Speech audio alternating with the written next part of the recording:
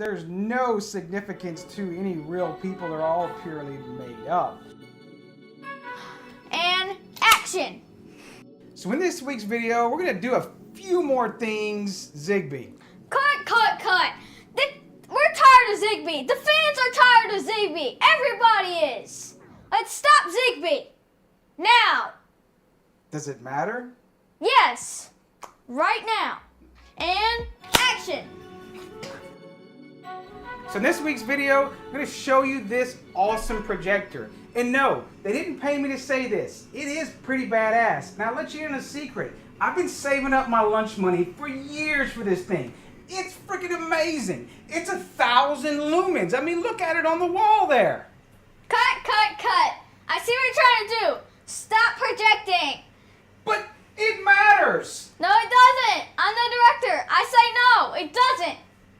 Okay, I guess we'll do something else. Okay, and action.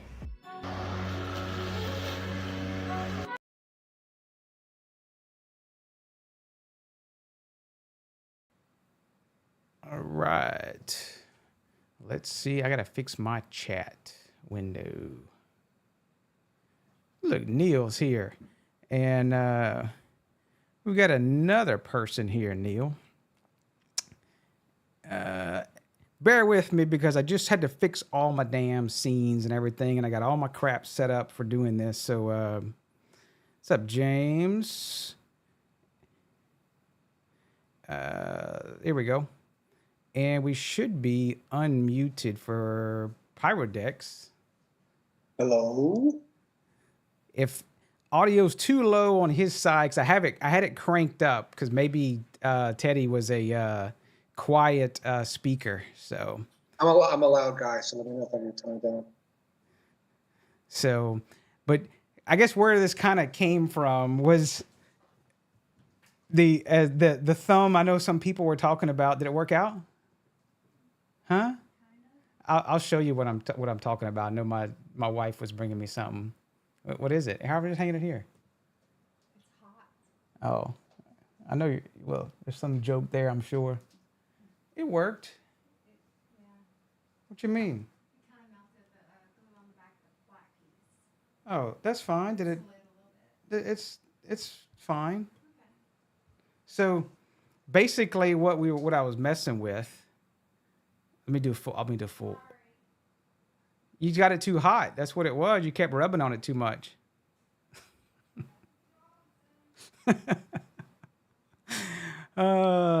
Let's see. This is what I don't know if Want More is here. Is now it? She just brought it to me. It looks like it melted some of the glue, so I don't know. I don't see how well it works. And what it is, it's just a metal plate for doing the. Where they at?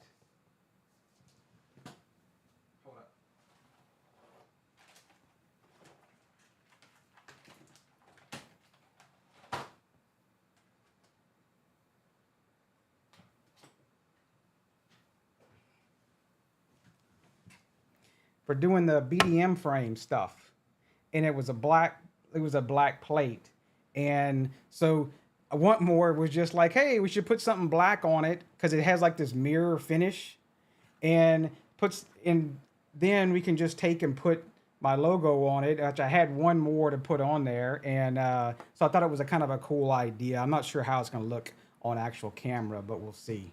So she just brought that to me. And there we go, side by side. So,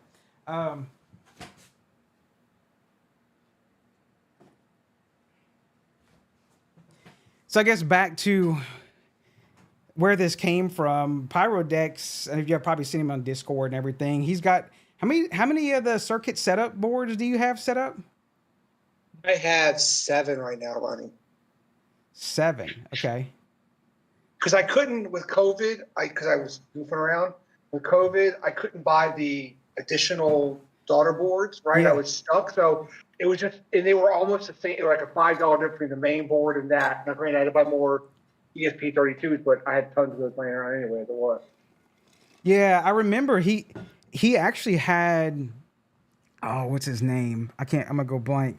But the circuit setup guy, I remember his name. I've talked with him several times, and I remember him talking about he actually got some knockoff chips of the power meter, the ATM E9032s or whatever it is. Yep.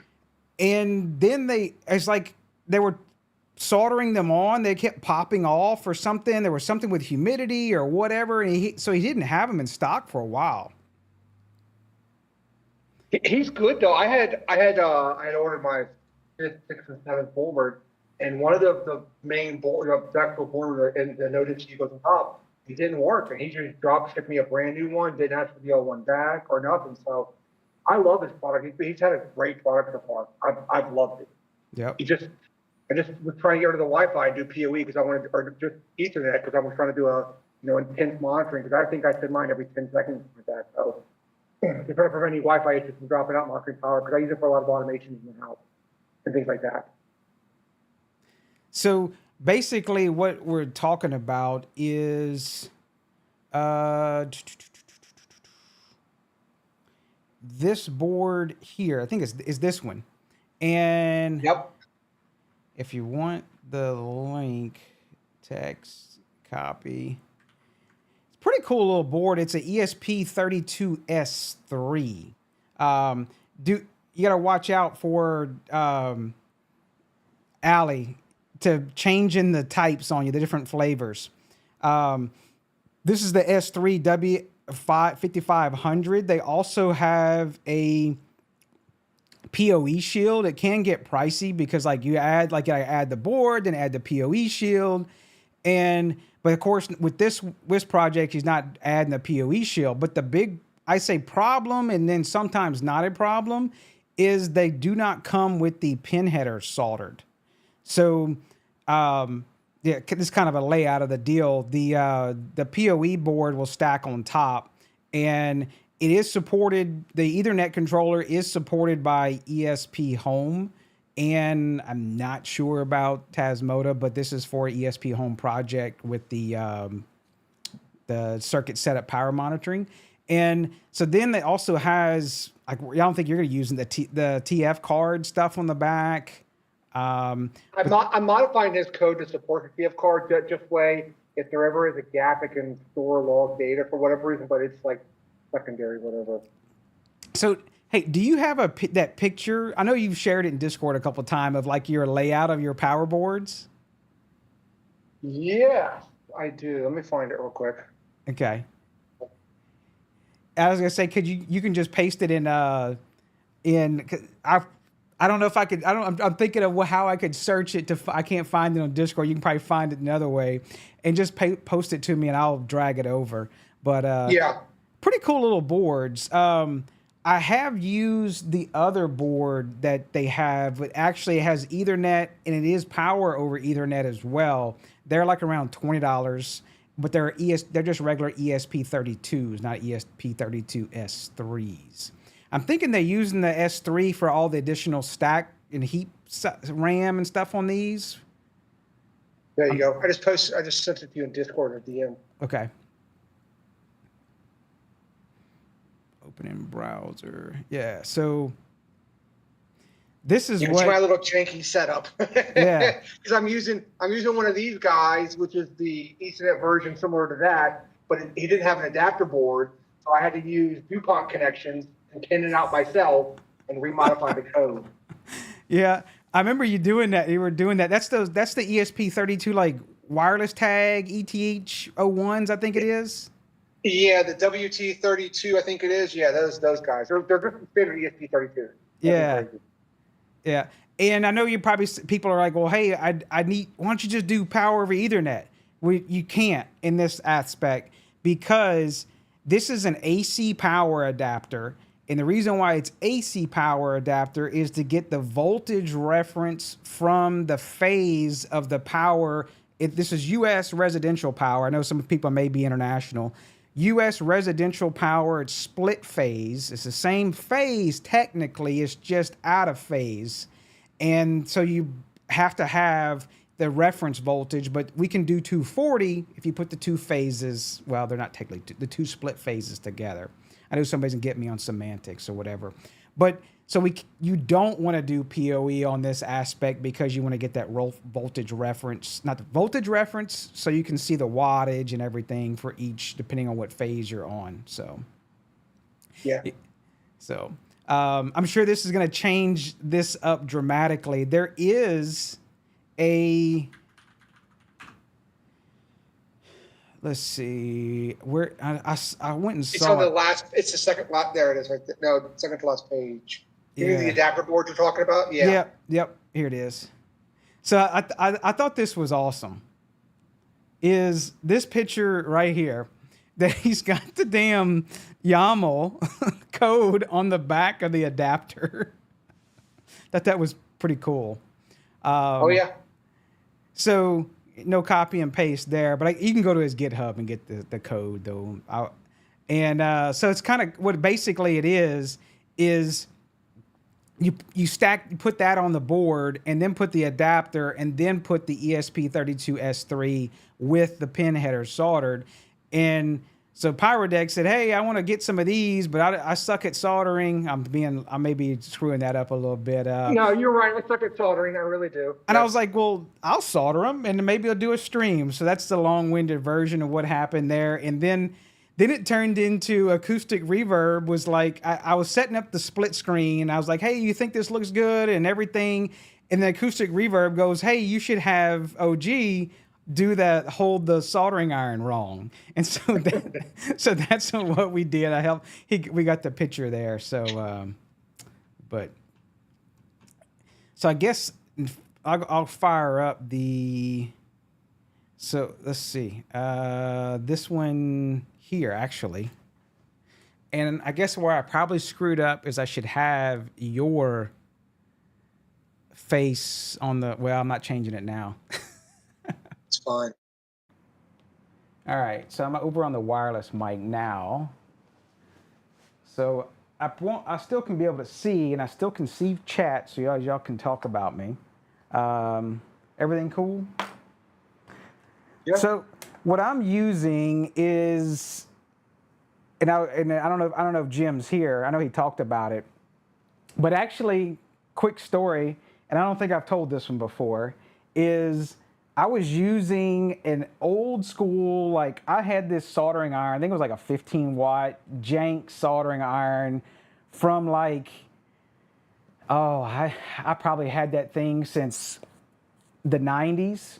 And when I was soldering with it and on doing my first like little YouTube channel videos and stuff like that. Well, Jim, I guess he couldn't stand it and seeing my jank, one power, one stuck wattage soldering iron. So he's like, hey, I'm gonna send you a cool gift. And so Jim sent me this Hako or Hako and everything. And I tell you, I absolutely love this thing.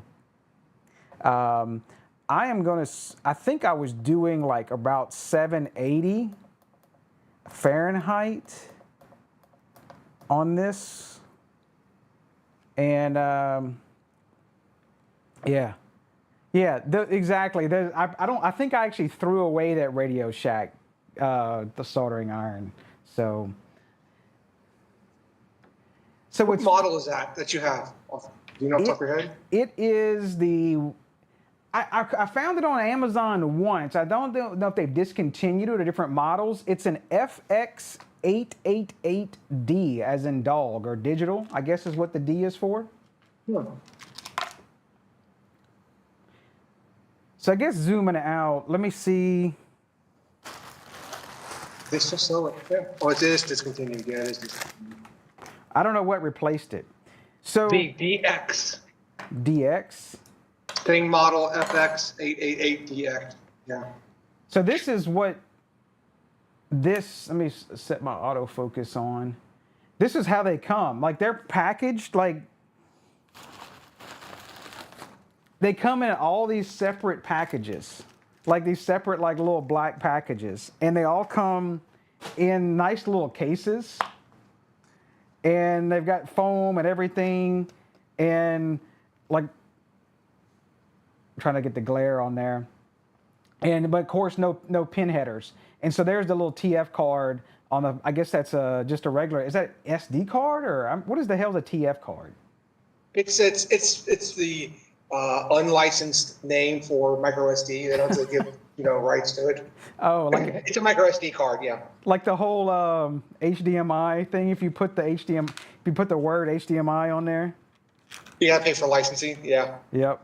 And the LILYGOs are really good like that. I bought a bunch of their I was using them for RF433 for a while. They come in that same plastic hard case. They package this stuff very, very well. 750. Yeah, I did say that, Nexus.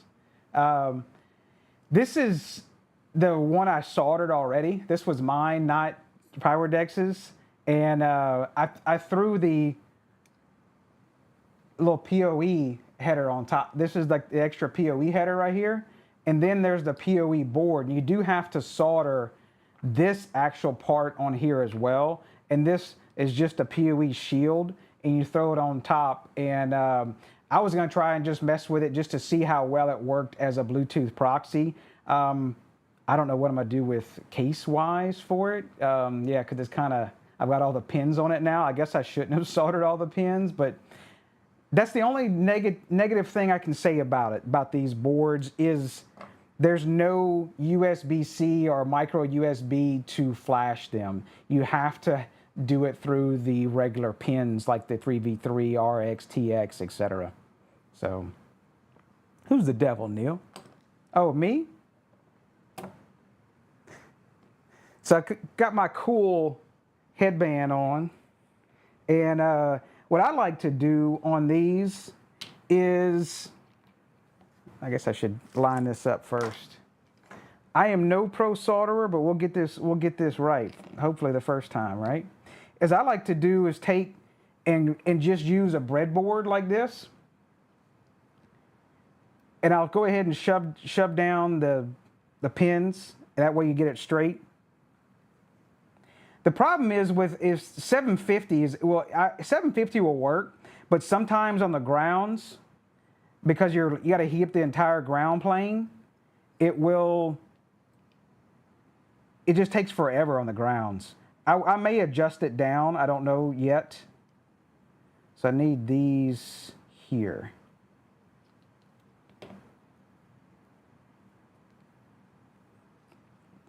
You're offset by one. I think, or is it just camera? It's actually, they're different lengths. Oh, they are. Okay. Yeah. And so you got to get it the right. If I had it the right length, did I do it right? I got it right on that side.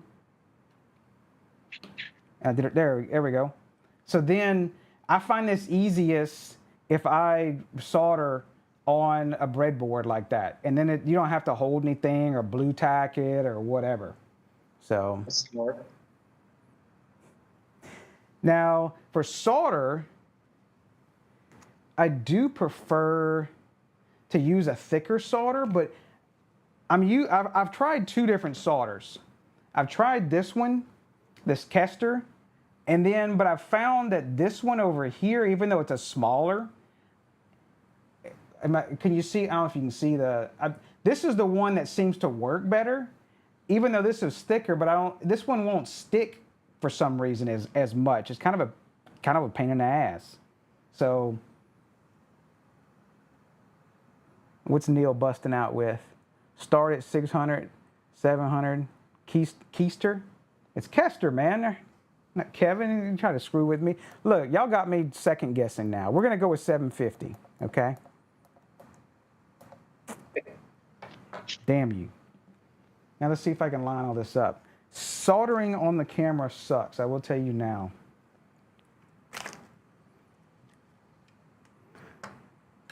So I'm going to put a bunch of damn flux on it, and we'll see how the first one works out.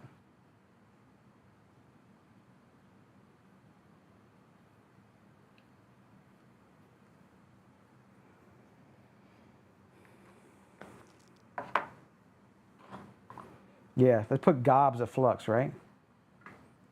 Now, do we want to zoom in all the way?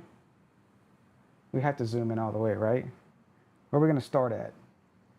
Got behind Pyrodex's head. So if we go right there, is that good? Yeah. So we'll start. It's going to throw me off because the camera's upside down from what it is. So if I start here, this is all throwing me off.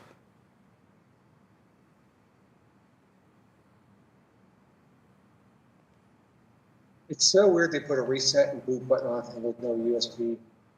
Okay. It's just so weird. So if I start here, y'all should be able to see. I see better. It looks good. All right. I only bought one extra one, so we can't screw this up.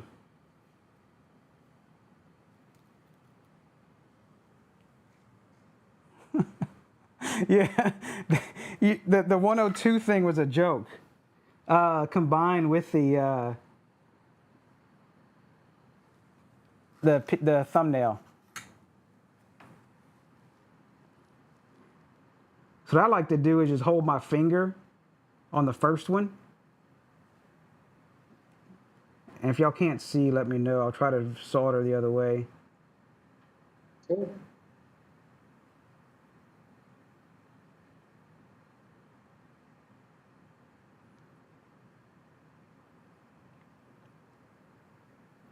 Something ain't sitting right. Okay. Because once I solder the first one, and then I go solder the last one. Y'all gonna be able to see the last one over here?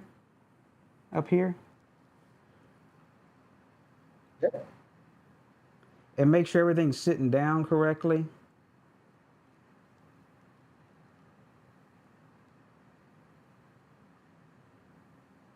And it's like once you get like, see, like I feel like it's not hot enough.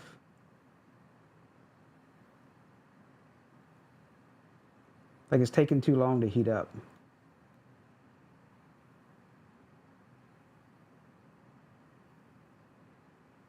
Oh. Huh? You're talking about your glasses. I don't think they're helping.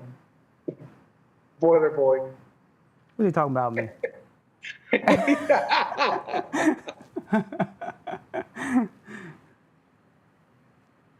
So then once I get the other one done, I like to go do the other side. I like to do like the four corners first. That way you don't end up with something being crooked, and then because once you solder all those damn pins and it's crooked, you're kind of screwed.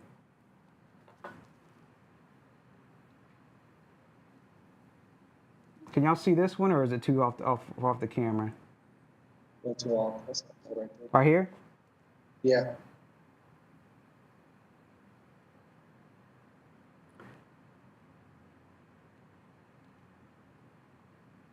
Yeah, this is not soldering class 102 at all. Seems like it's it's not warming up enough. See, y'all got me screwed up.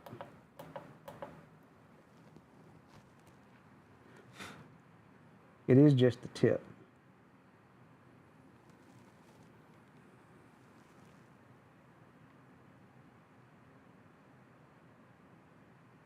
Yeah, see now it's doing better now. Yeah. You see this one? Where's this one at? By the button? And you'll see the ground takes like a lot longer. I would prefer to use my thicker solder, but I'll show you what happens. And maybe someone else can explain to me why. I don't know what the difference. One of them has, I mean, the consistency is, I guess they are, the one of them, it says SN63PB37. The other one I have is SN62PB36AG2. So they are different solders. Where's the Are they end both lead free? No. Come on, yeah. Where's the science people? what's the lead? Don't make me call out to Google. I'm gonna set all y'all's Googles off. What's the scientific thing for PB is lead? Okay. Yes. So can y'all see this one? Watch what happens. Well, that is ground. That's gonna take it. It's like it doesn't stick as well. The sticker solder.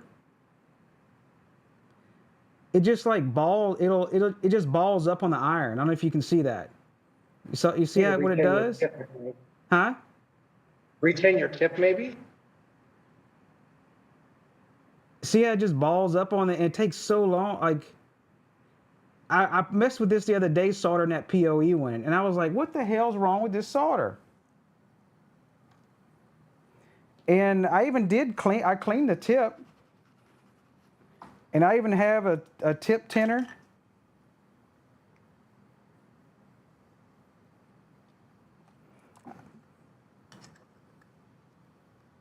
Yeah, and see, it's like that silver flow. That silver stuff, it flows so nice. I think I'll just stick with that. It does. I have to force more into it, kind of a pain, but circumcised or not. Oh hell. Now I'm gonna jack up Pyrodex's stuff here. Let me see if I can fix this ball of solder that's on the back of here.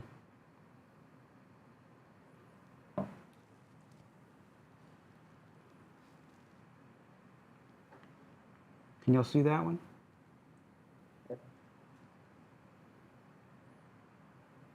Now it's good. It's just like it flows so much better. Like you just go along.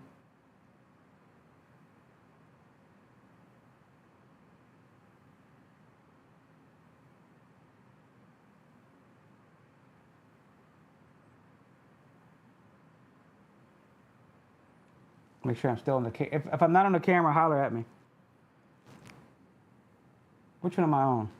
Over here? Yeah. Yes.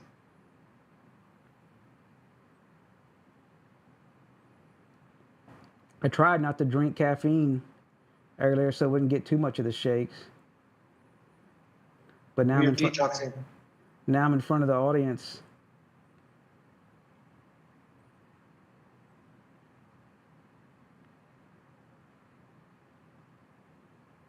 So we only got what? How many do you need of these? 7. 7 or 8? Well, you bought 8. I one. If you want to keep one unsoldered, that's fine. Okay, I'll work that one myself. Oh, okay. Because I bought a spare. Oh, okay. You were the one that was thinking. I bought 9, and I was like, oh, let me go ahead and buy another one. And then I think I bought their little D1 mini looking thing. Yeah, they have a sexy one. I thought so that one too. Why's my stuff? They even got ones with displays on them. Yeah. The only thing I don't like about them is the some of their stuff. You have to have a separate downloader board. Mm-hmm. And it's like, I guess I'll put that in my bucket of things, but I know I'm going to lose it. Did you buy the T7-S3 you're talking about, the little tiny one, or was that a different one? No, it's I did it in that Bluetooth proxy video. It's a PoE. It's like more of like a square board. Interesting. So it should be it on that side. Let me look at these. I caked some solder on some of them.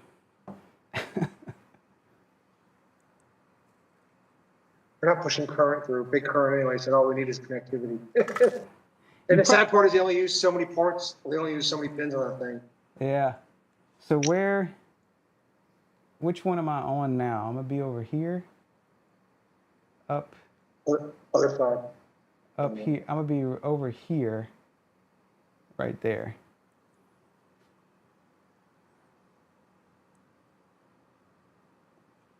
Yeah, that's not a bad idea. I see the 4-corner tack when the header's stuck in something, then remove it so when the solder, You don't have the yeah. I can I could see that because you're not having to. What Tracy's talking about is you're heating up. You have to heat up. When I'm heating up this pin, I actually got to heat up the entire pin, which then sticks in that metal. There's a metal plate that is underneath the breadboard. So that's probably why I've got to crank up the heat, because I was heating up so much. So you could end up melting something in if you stay too long. It's kind of like if you linger too long or you shake it too many times, it's called something else. Like half at a barbecue. Yeah, so don't linger.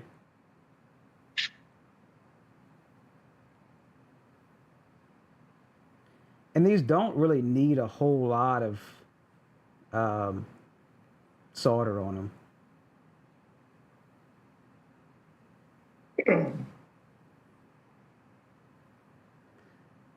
I do use blue tack, that little blue putty stuff. It works pretty well for things like this. Just the only thing you got to watch out for is you end up melting it. We don't realize it. And I'll put a little more on that one. Am I still on camera? Or I went off the camera? Yeah, I saw somebody's using that blue tack for like BDM work too. That was pretty smart, I thought.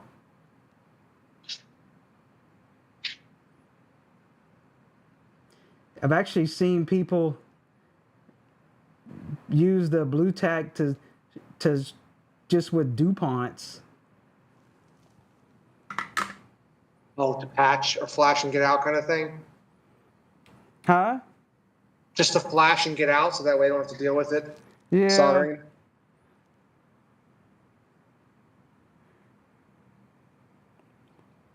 So I guess I could put some alcohol on it and clean up. But you don't necessarily supposedly have to do that, but it just seems like it leaves a big caked mess of flux on it.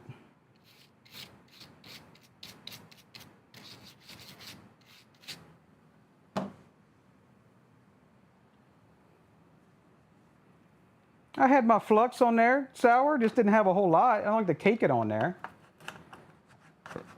Neil, paint chips are better. Is it the leaded paint chips?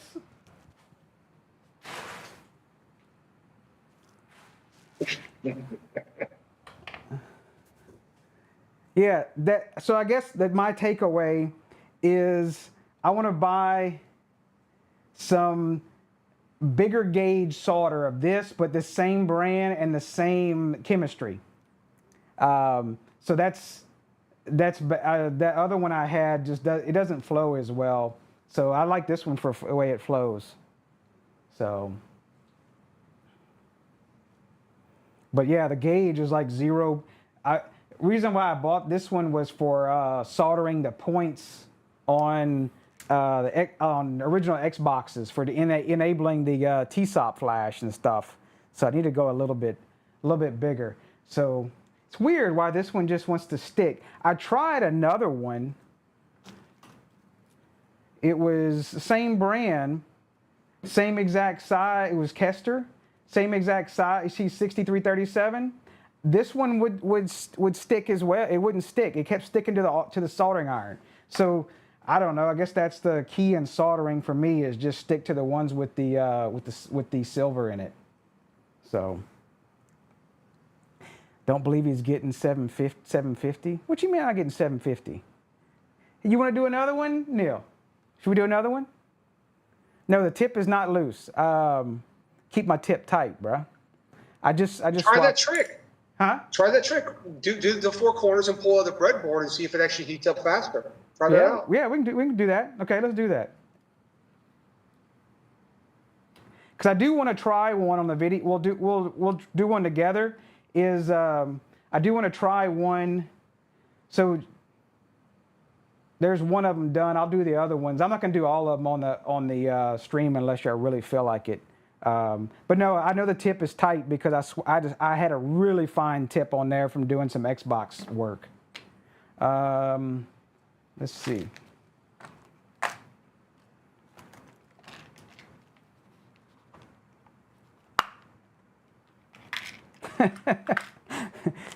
Always check to make sure your pins are straight.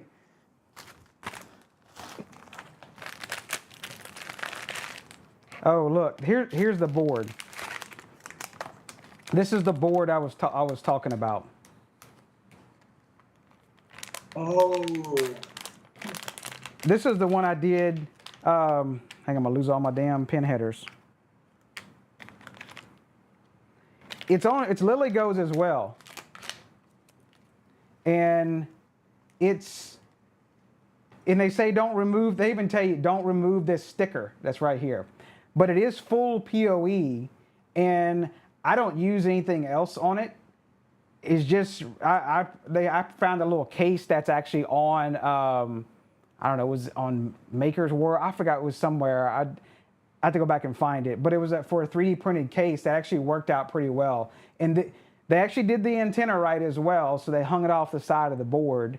And it works great as a Bluetooth proxy. And but the only thing negative is the USB-C that's on here is not for programming. You have to get the little programmer board, and you don't have to solder it, but you just hold it in the pins right here, and then it will pop in, and you can just flash it, because it's like their little TTL adapter, and that's the only downside I think to these.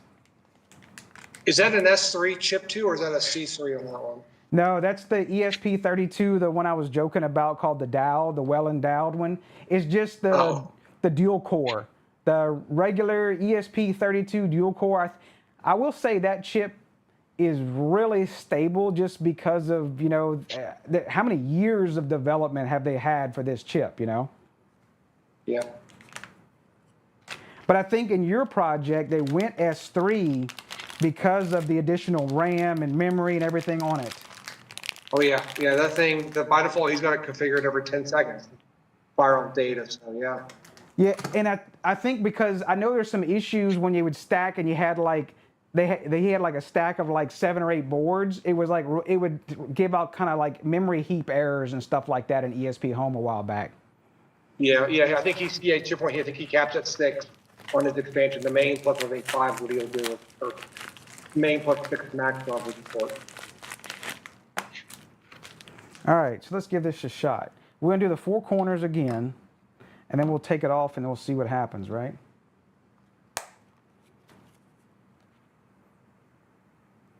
And I was mad at LILYGO because I emailed them. I said, look, if I buy 50 of those bad boys, will you solder them for me? They're like, nope, we won't do any special orders, nothing. Oh wow.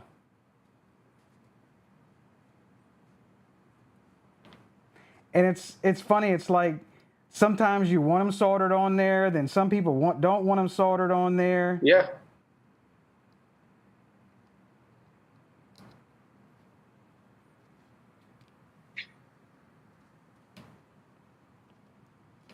I guess I should have put the other one on there while I had it up.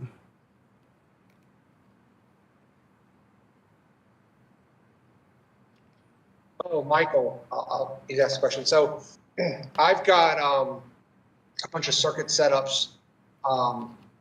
Did you show the picture earlier? I put it on Discord a while ago. I did a janky little setup with, I got it wrong. my video delayed, with this bad boy here. And it was good, but then the vendor circuit setup came out with an adapter board, and now you can do Ethernet and stuff. So I suck at soldering. I offered my services for Frigate, whatever you guys call it, help for the community as well. And did you offer to solder a couple things also?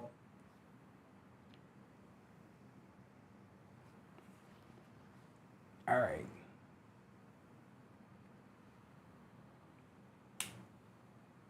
Let me fix my zoom again and stuff. Cool. All right. We ready? Oh, Sour's gonna fuss at me about some flux.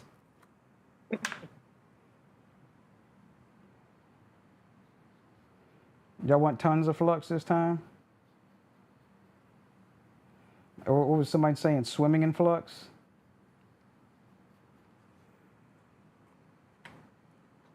The chip quick needle filled with flux.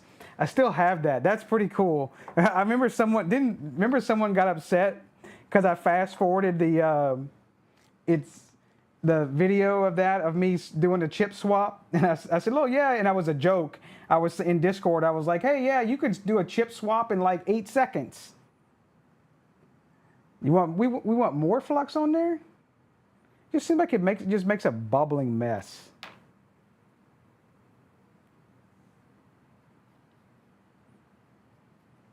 There, we got caked on here now. I'm usually using that stupid pen, but it's pen just seems like it's pain in the butt. Flux is great for when you do plumbing work, right? And you get to solder with a torch. I hate plumbing work. I've always had a desire to build a copper water-cooled computer. You know, that sexy copper look, but I just can't afford it. I have a family member that does plumbing, so anytime I have plumbing issue, I call him instead and say, I'm like, here, come fix this. And I'll do electrical stuff for him. I can make electricity not leak, and he can make plumbing not leak, so.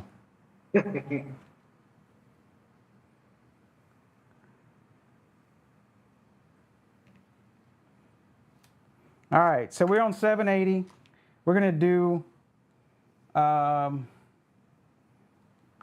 this is what's screwing me up. Where's my soldering point at? Right here? Yeah, okay. So we're gonna do the 4 points and then we'll take it off. And we'll see.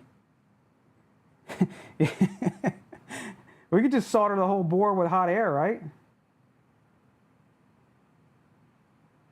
Oh, I need my damn, I'm like, how come I can't freaking see?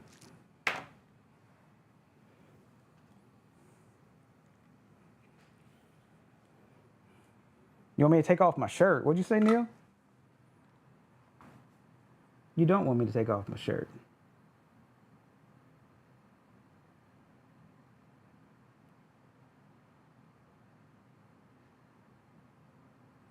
Why is this one gonna...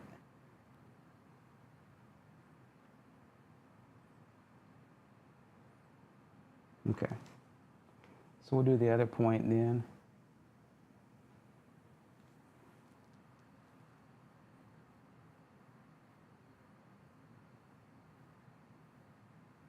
Yeah, I need thicker solder. Because that's like, I'm constantly trying to feed myself and the solder. And I'm trying to make sure I'm staying up on the, I need to turn up the feed on my, tear it off like Hulk Hogan, huh? Brother. Didn't they always make up his shirts beforehand? Like put a small... Yeah, like pre-cut. They pre-cut, like same thing with the phone books? He just did it again during the, what was it, the RNC. I saw him rip his shirt off on stage. He's too old for that. Don't be talking politics. We're gonna piss off a bunch of people. No, it was. I'm just saying. I think Hogan was too old to rip that thing off. But. I know. I saw the thing too. They're like, "Oh, Hulk Hogan was talking," and I was like, "What? That dude's still even around?" All right. Exactly. What the hell? You get Hey, pulled the out. man's gifted. Huh? That's all it matters. I said the man's gifted. It pulled out of the damn pin header.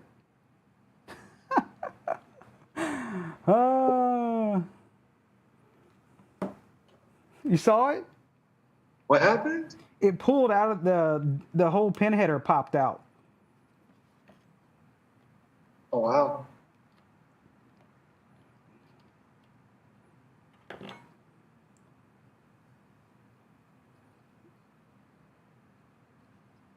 I guess because it melted the pin header and I only had four, and the tension was greater.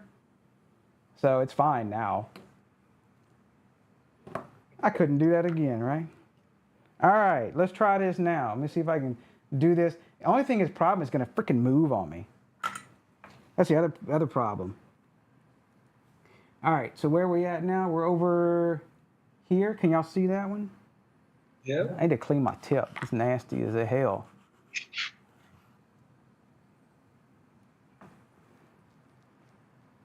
All right, we didn't go to 750 this time?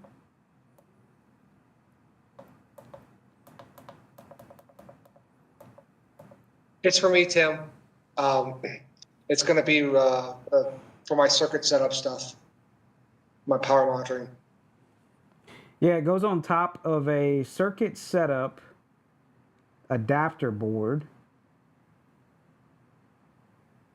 Yeah, see, like it's still taking long to heat up. Maybe it wasn't the breadboard. But Maybe it wasn't the breadboard. That's the ground. Well, that's the ground too. No, I say you're right. It's doing fine at 750. I got nothing. I need there's not much to hang on to though. To stop the board from moving. Yeah. That's the other problem. Because I had the board, I had my wrist on the board.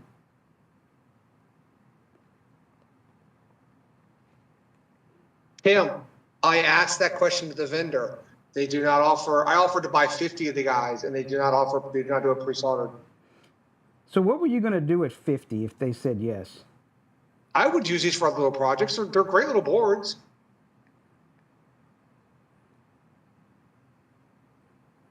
I really wish. I still can't find to this day. I wish there was a. I wish Martin Jerry made a decent fan speed controller and dimmer in one gang unit. I would buy 20 of those bad boys. I love them. Yeah, well, I can actually talk about some of that. I accidentally found their dimmer, and way back that's when I was doing some Tasmota work and everything, and I found that their dimmer was doing there was no secondary MCU. And I was like, holy crap, this is amazing. And so they became like my favorite dimmer. And because you didn't have that secondary MCU to deal with. Mm-hmm. I'm going to straighten myself back up. And I really liked their switch and everything. And then talking with them, I was actually supposed to go meet the guy when I was supposed to go to China right before COVID. But then COVID canceled that trip a little bit. This ground is going to be a pain in the butt. I can see now. It's just taking longer. So then, then they started getting pushback from Tuya to change everything to Beacon chips. And I was like, man, Tasmota doesn't work with Beacon and everything. And they're like, well, that's what we're going to have to go to. Y'all need to make new firmware. And they were actually, doing instructions on how to flash their stuff and everything when it was ESP32-S3.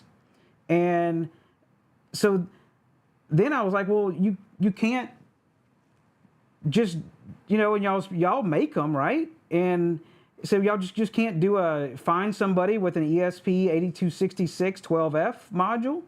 And so then that's kind of how that was born. I was like, well, just flash them with Tasmota. And I did help them out on their first one, and with the pre-compiled firmware, with the template in there for the switch, and then I did bother them I was like, dude, y'all need a fan controller, because nobody else.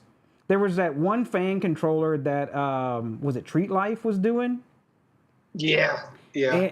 And then it was you couldn't do Tuya Convert with it. It was kind of a pain. And I was like, y'all need to do a fan controller pre-flashed. And so that's kind of where all that came from was, and I did bother them a lot. I was like, why don't we do pre-flash stuff, with Tasmota? And so that's where that came from.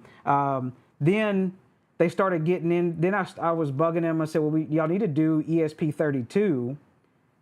So we could do Bluetooth proxy switches and stuff. They still haven't done that. They did one ESP32-S3, and they call it their matter switch, but I don't really like it. It's their small little bitty switch with only a 10 amp relay. And, but it has an ESP32-S3 in it. And it does work with matter and everything, but when you go to pair it, it tells you it's like an uncertified matter, and it gives you like this big warning and everything. At least pairing it with Android does, and because it says it's like it's like an unknown matter device or something like that. Are you sure you want to pair this? But it does work. But I would say it's not really for Home Assistant users, because it's like if you're Home Assistant, then you probably already have MQTT, or you can go to ESP Home or something like that. Yeah. I'm surprised he hasn't made a what was it, the MM wave sensor in it yet, like Innovelli did with their B and E wave ones. What'd you say? I'm surprised he hasn't made one with an MM wave sensor for the paddle, like for the paddle design. Yeah, they made that weird. It was a temperature humidity with like an AM3201 or something. For like the humidity sensor. I got that in my bathroom. I actually like it. I found it slow to react. Did you? Do you find it slow to react or no? Or I don't kick on the humidity till it gets like 50% anyway with the shower. But it wasn't that bad for me. That must be nice. Better than manual. 50%. It's normally 50%. Well, okay, so I'm in the northern Atlanta area suburbs, right? So right now, my office, it's 50% my office right now, but my master bathroom probably sits around 35, 40%, give or take, which is not bad. So. Well, it just went up because of me, but it did say 59. So. Jeez. I think another one says 53. The newer Shelly says 55.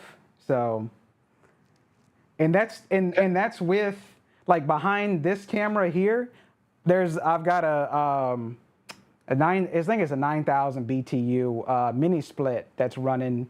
I think I have it set on 74 or something like that right now. And that just does this room or whatever. But I still have central AC. I kept that in here. This is like supplemental cooling because my wife doesn't like it as cool as I do. So let's see. So that wasn't too bad to do with. I don't know, pros and cons. So it did work with 750. So you need helping hands if you're going to go like that. I think that's what people were saying. Yeah, exactly. One of these. That's right here. There you go. But how does it stay still? Is there like some rubber on the bottom of it or something? What's that? How does it stay still, not move around? Is there rubber on the bottom of it, like a? Yeah, there's rubber feet. There's rubber feet, and these are pretty cool. They're I don't know if we can call it the Omni Fixo, and it's a pretty cool. They are a little pricey. I think it was like $60 or $70. So, but then these are like little. These are. I'm trying to see where these like little clips, and they are rubber coated. And the cool part is you can actually do like ground with these if you want to. And so like if you put it over here on this little circle over there, you could actually clip to it. You can pass ground through it, or pass like low voltage through the plate if you want to, stuff like that. It's pretty cool. That is neat. I want to say that was Caleb that talked about this with Neil. So yeah. Now you want to talk about humidity? I did see we're talking about. I think they said the month. I saw it this morning. The closing out of the month of July. I'm in the Baton Rouge, Louisiana area. We rained 22 days for the month of July. So that's how it was here in Atlanta. It was the wettest month in July. crazy. So what I wanted to try, I'm not going to sit here and bore y'all and solder all of these. I'll solder them after the fact. Is I wanted to try to mess with to get this to run Bluetooth proxy, and we can. This is the one with the. It's the same thing. It's just I just soldered this other set of pin headers. You see the same holes, those little holes there. And then this is the power over Ethernet one that you can, the little shield.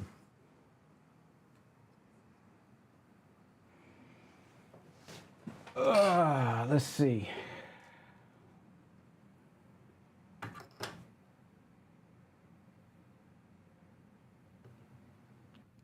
All right. And we'll Be back 1 second. change. What's that? I'll be back 1 second. Okay.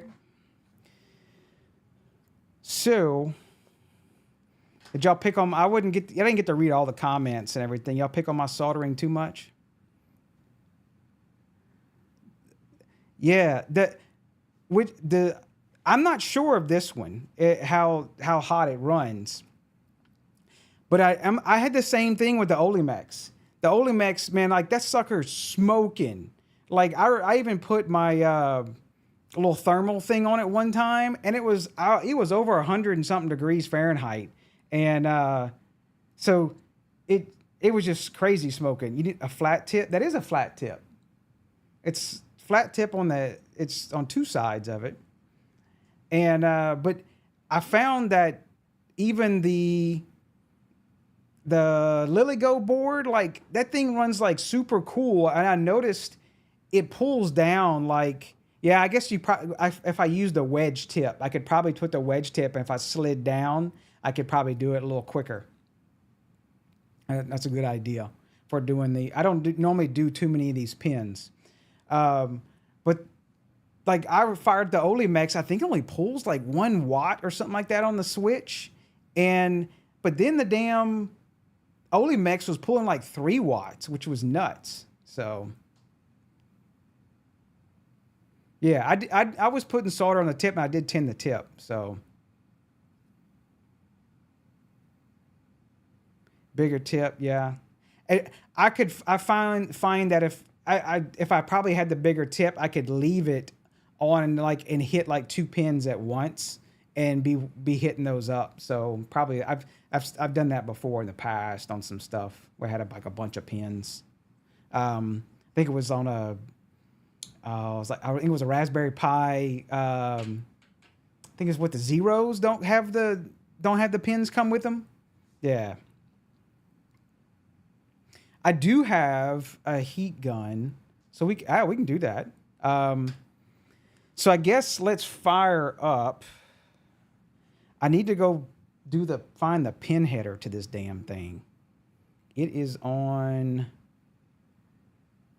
this site here. Oh, so I should clean it into. So okay, so you're schooling me. I cleaned it.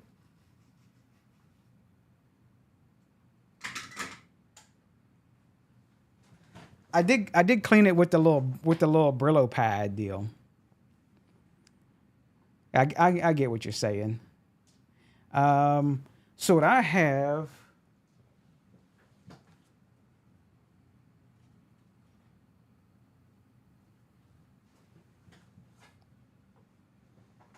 Did you tin it before put it? No, I just cleaned it off before I put. I haven't. I don't know if I really ever put it away per se, but I will go ahead and put the tin on it.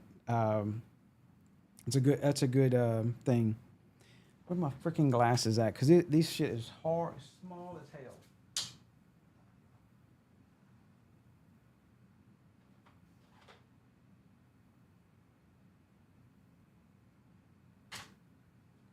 Where? All right.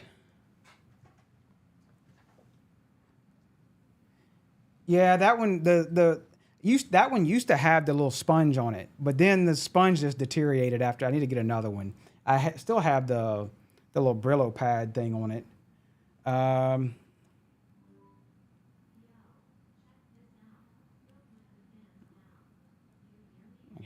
Hear my reminder for the trash day tomorrow. Hopefully OG will hear it and goes do the trash cans. Let's see. We need.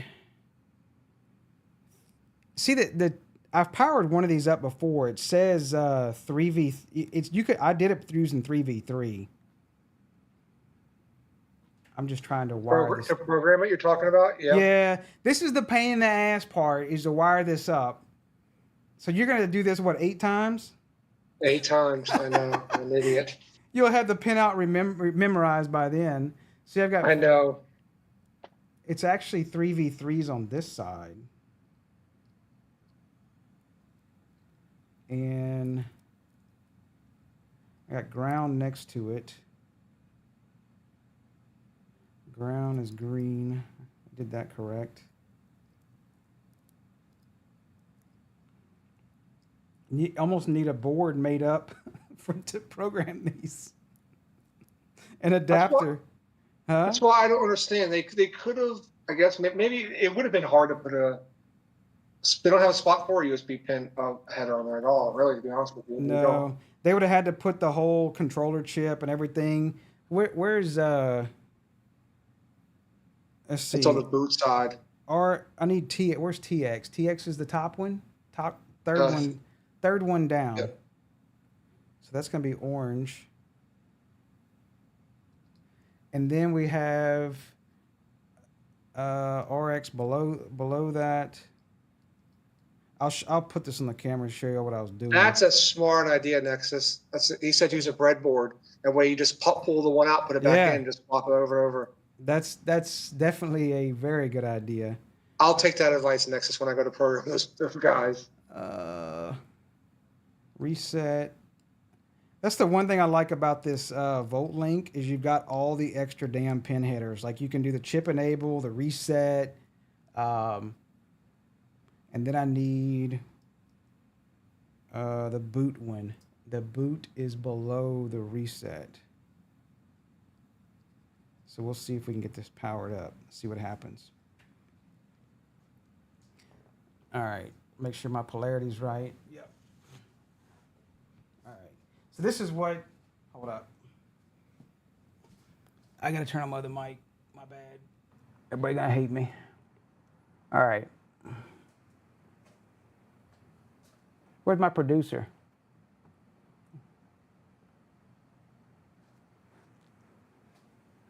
So this is what I was trying to do, was I'm using the Volt Link. Is that in focus or out of focus? Yeah, that's good. Okay. Using the Volt Link board, and you have like all these different pins, and I'm putting all the pins on the bottom of this guy, and just to program it through USB. So hopefully we'll see.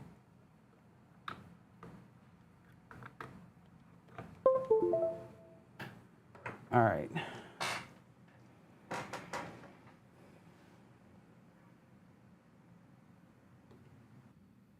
All right, so we got the better mic back. I'll send you a bill for the idea. What was he saying? Asking for context of what? Yeah. So I think what Nexus is saying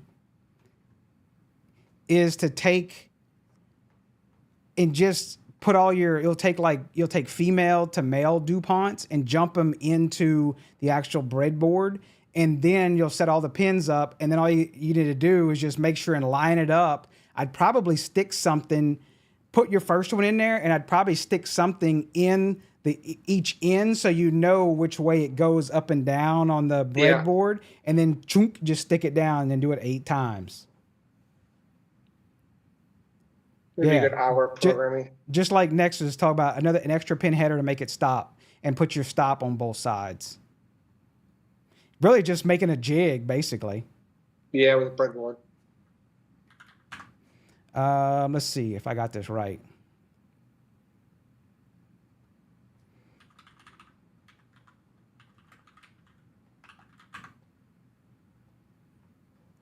Yep. There you go. So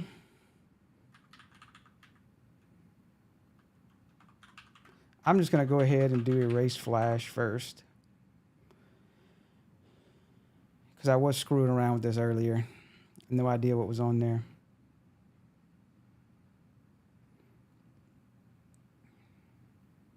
Okay. And see what's cool about you can just, because you got the reset, you don't have to power cycle it. So if you hook up the reset line to the enable line, and then the IO line, the boot line on the Volt Link, you can just sit here and just do stuff all day long. You don't have to keep like power cycling it and everything. So, so what I'm going to do, we will go to,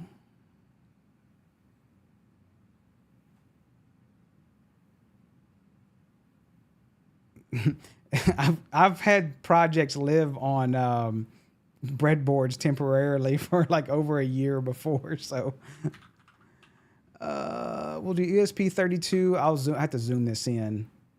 S3 PoE proxy.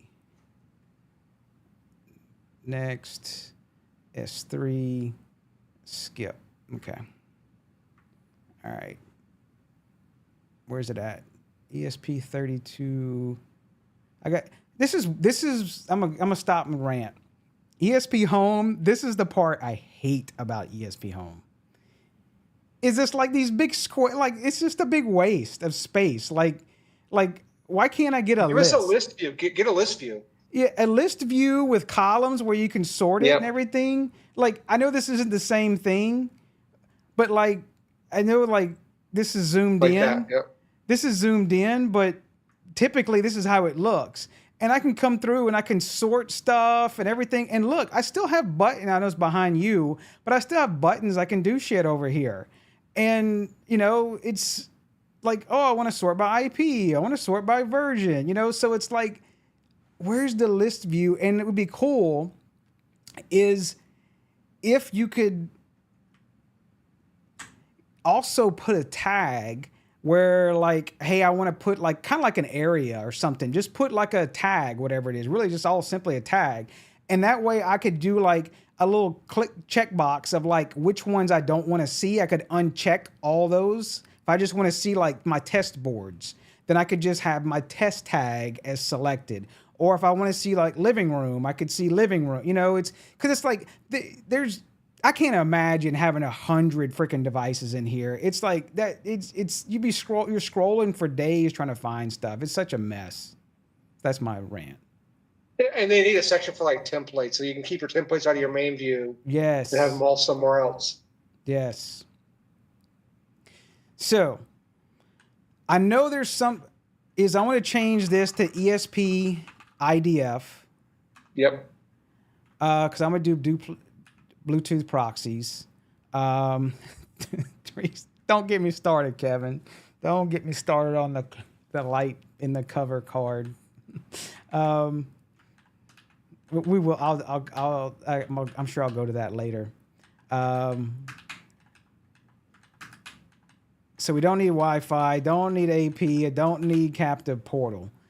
Now, I know there's a very important part is if you try to flash this serial, it'll boot loop if you don't have the QIO board option.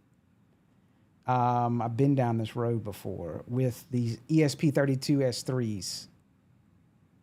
Where's my device list?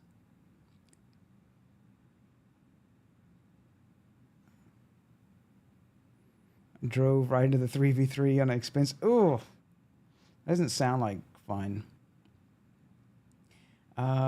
Where's my ESP32C3?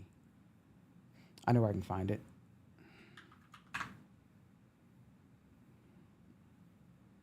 I know it's on here. Bulbs, the switch bot. I know it's this one right here. I'm going to nuke these parts. I bet you he already has it on, if I probably went over to circuit setups, he probably has the stuff already for me. I have a feeling.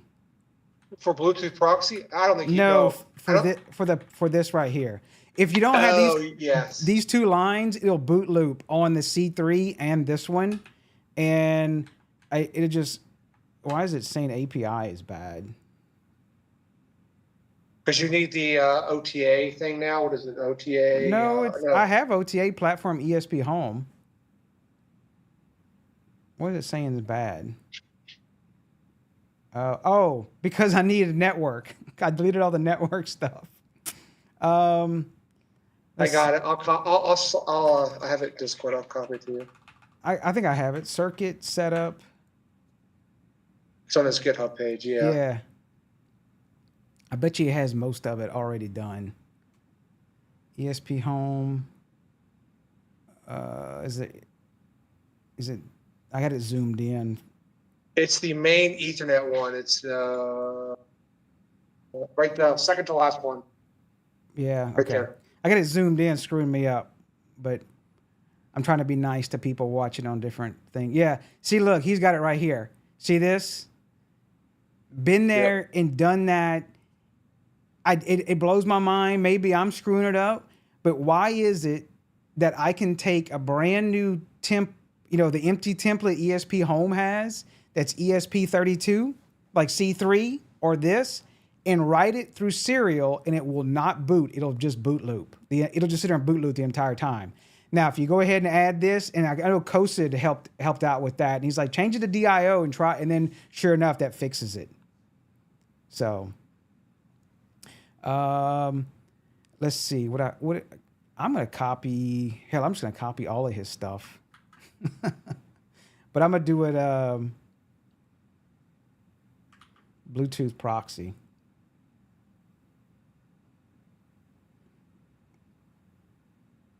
Let's see. This part is the Ethernet I need. Mhm.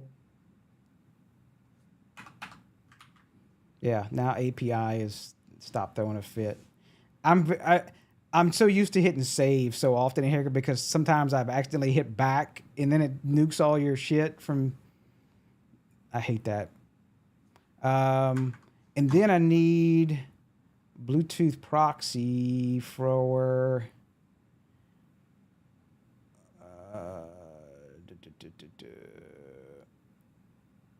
This one, Ethernet. Oh, right. I need this whole part. I'm going to do this too, just in case.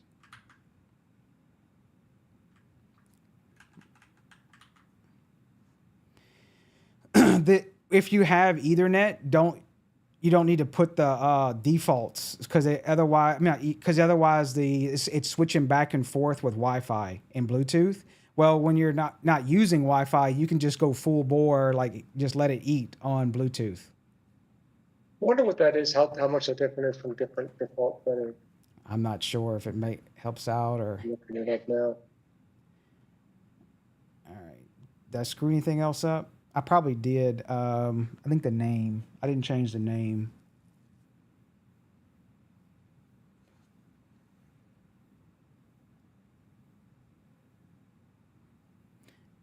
It's funny the browser doesn't keep up with the speed of it. No, I did change the name. Name there, friendly name.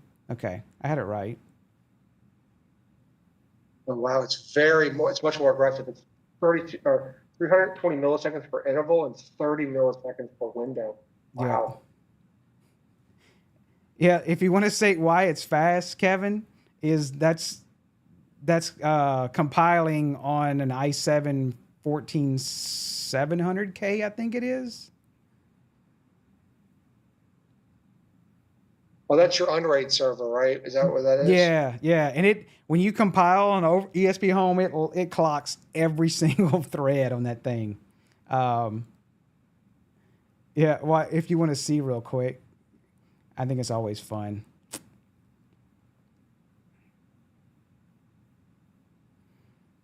Let's see. So if we go back, look, now I'm gonna complain about this again because I lost my spot. Clean build files. If you ever run into where you get some wacky error on like ESP IDF stuff where you get like, and it throws crazy. You're like, no, the code's fine. Just go hit clean build files and let it build again. Most of the time it's fine.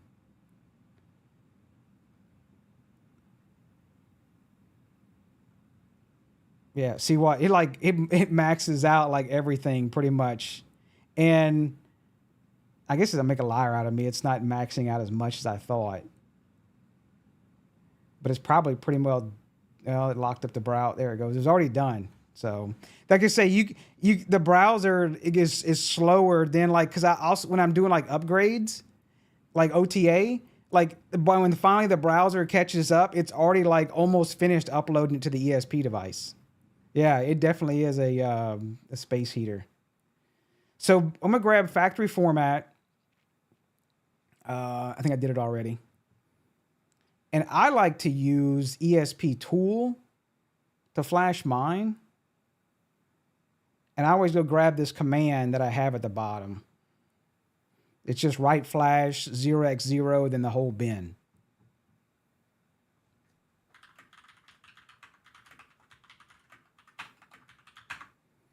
All right. And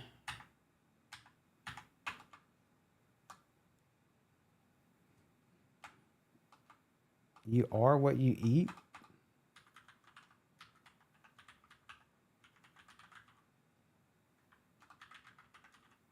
Factory bin. And we should be fine there.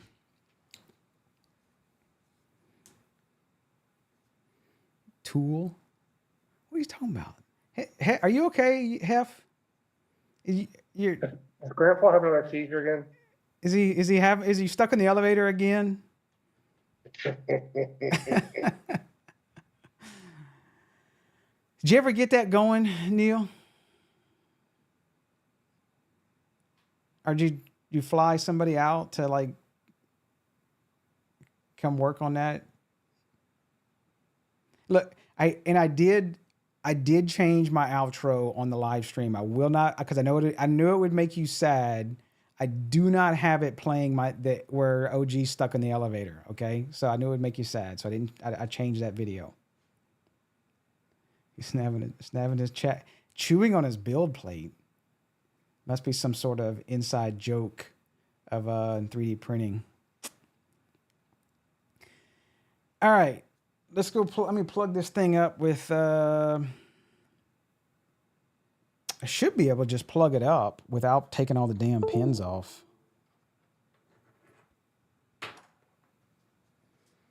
It's heft up.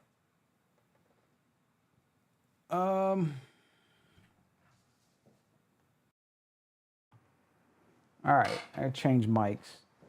So I have my other cord in here on the.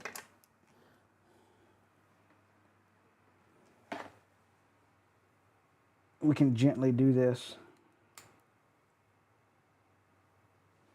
All right, I got lights, camera. Send OG out now. He can really be stuck. Yep.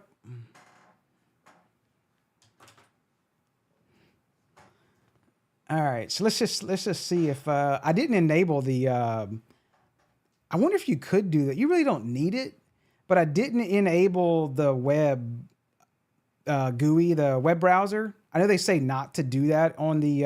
It is showing online. I just say not to do that on the Bluetooth proxy because it could run out of RAM. If you look, proxy, yeah, Bluetooth proxy. There's like this big warning thing.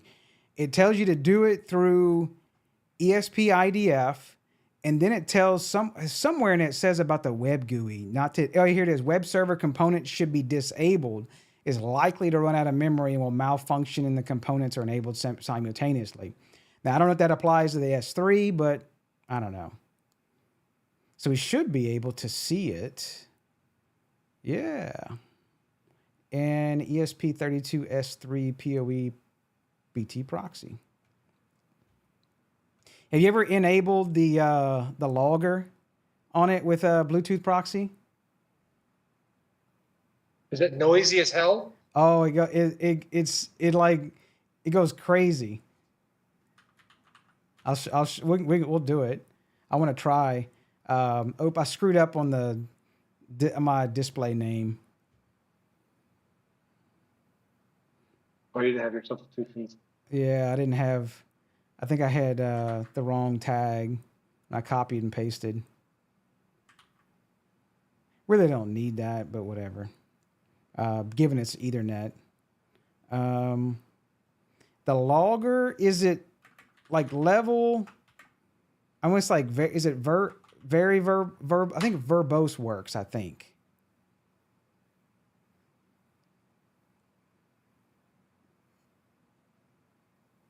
Watch, it gets crazy on the logs. This is how you know a Bluetooth proxy is working.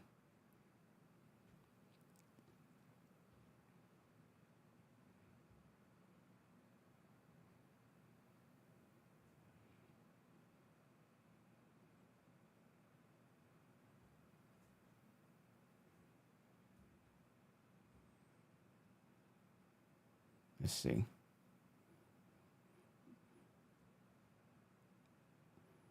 And I want to, maybe it's very verbose. I think it's very verbose. Well, also, it shows the MAC IDs. Let's try very verbose. It sounds like I'm not saying that word right. Where's my... See, it locks up the damn browser, too. It drives it crazy.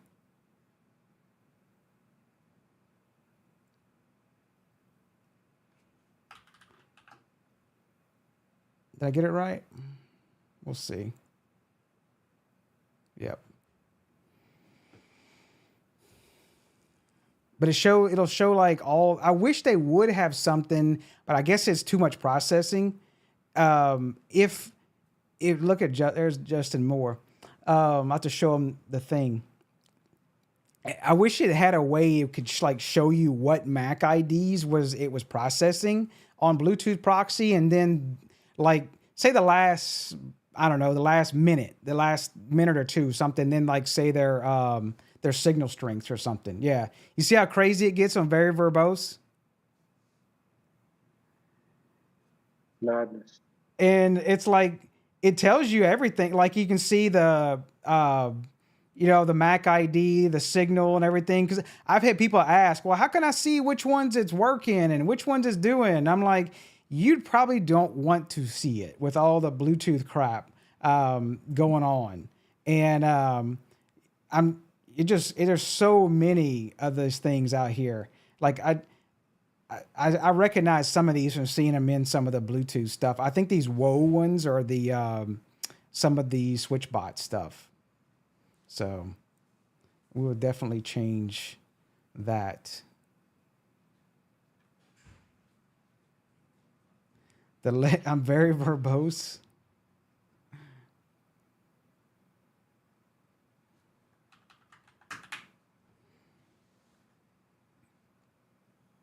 All right. Ludicrous verbose.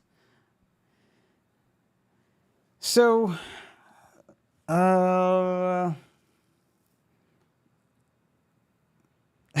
yes, I know. Have you met? You had what is it? What is it? OMG, Open MQTT Gateway or whatever with the 433. It will like start adding in like hundreds of devices. I used to use that. I had to get rid of it because of that reason alone. Yep. So, so let me get I know, Kevin, you were asking about the temperature of the thing, right? Oh, let me, hey, Justin.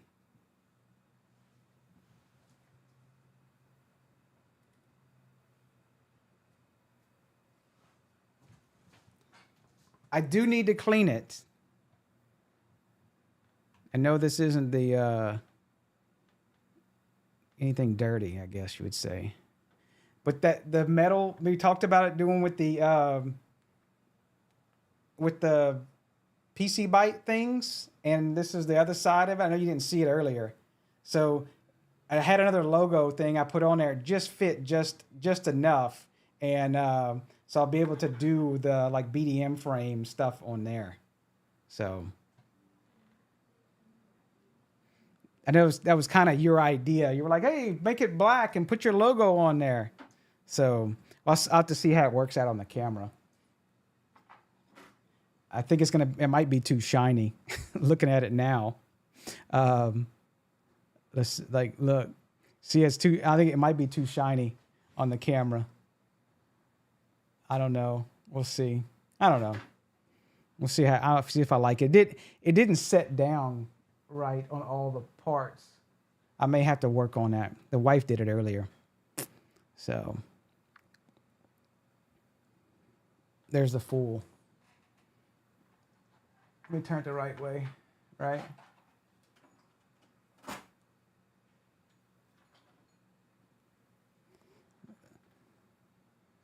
I have like 100 Accurite. Here we go. Yeah, I had the same thing, and I went through and deleted a bunch of them. It took me forever to go search for them and delete them out. I got to delete them out with MQTT Explorer. So, there was something else. I went blank. Why did I freaking go? I just went blank. I was going to get up to get something. Joey, help me out here. Oh, the temperature thing, right? Let me find it. Am I on the right?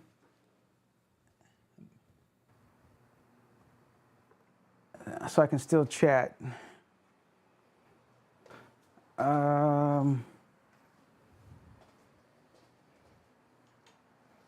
Guess you have to talk to him, Pyrodex. I'm trying to find the damn heat gun.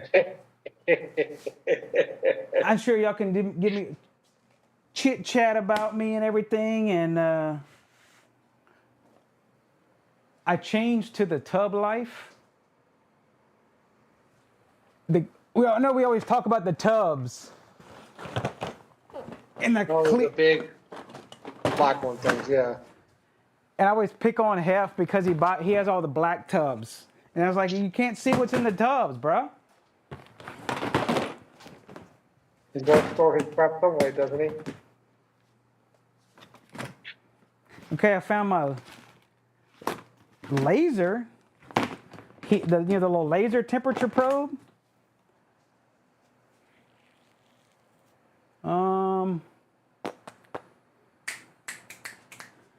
I know it's in a black case, but where? You have like a FLIR or something? Is that what you're talking about? Yeah, that's what I'm looking for. Found it.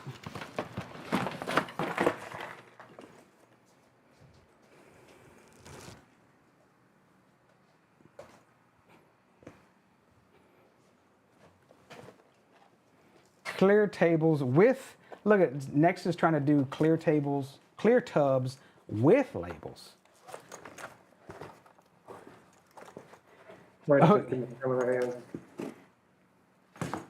Let's see, hopefully the battery's not dead on this. No, it looks like it's turning on. Use that on an iron and see if it's really 750. I don't know if I would trust this thing. We'll see, I don't know, we'll see if it is. So I should be able to take a picture and then I'll put it up on the screen. Isn't that what those paranormal hunters use when they're in the graveyard and stuff looking for ghosts? And the little meters they have? Yeah, K2 meters, right? EMFs.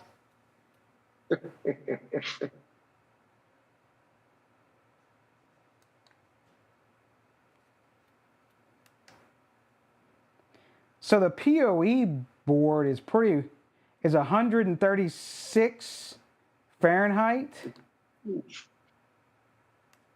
It says I can keep my thumb on it with no problem. I wouldn't say it's 136. Like I can't keep my finger on the other one, the Olimex. That sucker gets smoking hot. Let's turn the meter on. Now turn the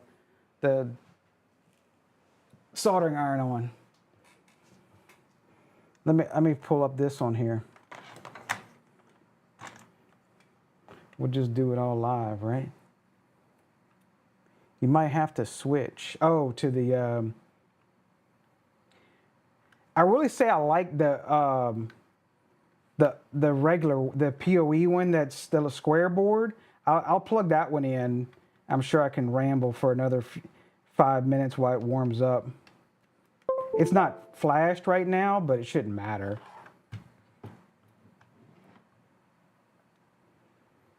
Let's see. Images. I'm shocked. No, the date is not right.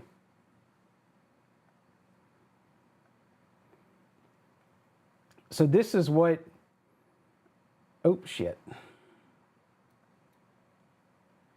So if you can see, this is the PoE board that's shield sits on top. And then the cool part, I think, is the ESP32-S3 RF shield there. And the Ethernet is down here, the actual Ethernet plug. So. And how many watts did you say you saw when it was drawn from your PoE switch? Let me go find out. It's not bad. It's like 132. But I can hold my finger on that. So which is, I don't know how much I trust the temperature on this. Hef just wants to see the tip. Yeah, we'll do the tip, okay?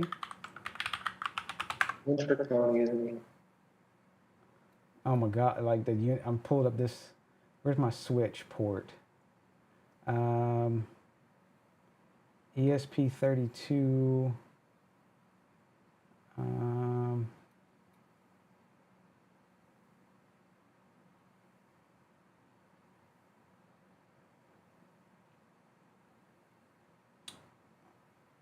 here, it says it's using 1 point, is this one here?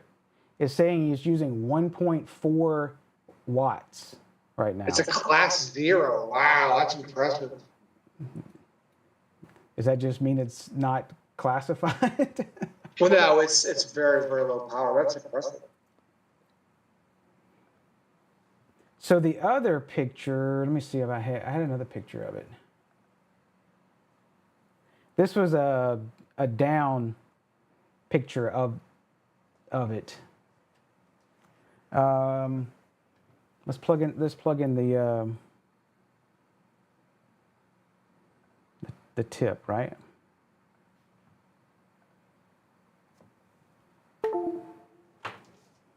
Let's see what this says.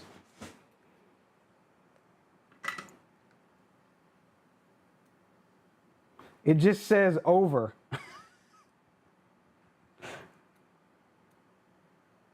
It freaks it out.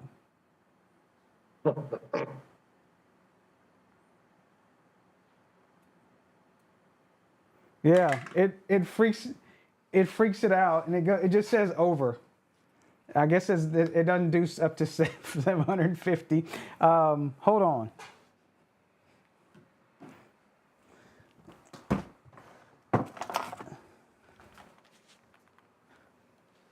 Does the actual FLIR one do up to 750? Do you know, Hef? I know you have a FLIR.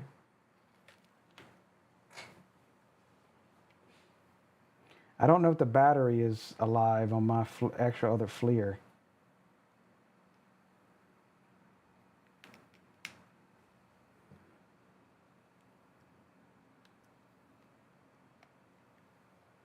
Let's see.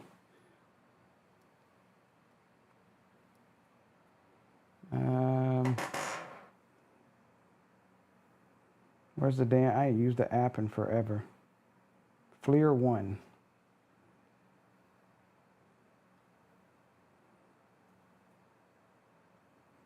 Oh, look. Allow. Yep. I hadn't used it in so long. It done defaulted. I don't want to buy one. I already have one. It may be dead. Oh, there we go. Hold up. Let's see if this one works.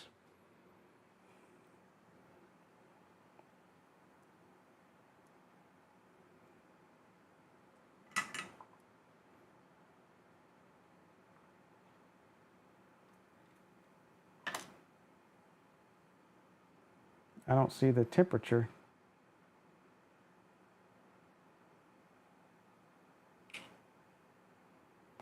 Battery level low. Where's the temperature at?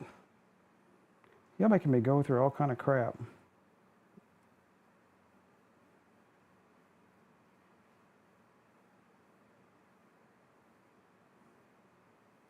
Okay, here it is.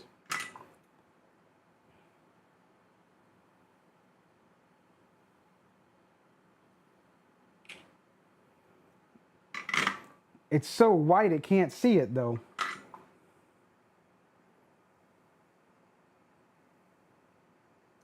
It says 150 Celsius. That can't be right. What's 150 Celsius to Fahrenheit? It is 302. No, it must be because it's exactly 150. It must be maxing at 150 Celsius. He live stream and blames us. Y'all make me take all my damn tools out. I didn't plug in the other board. Where's that at? But let's see, look, I didn't make y'all buy any shit. See? Maybe some Olimex, not Olimex, these boards.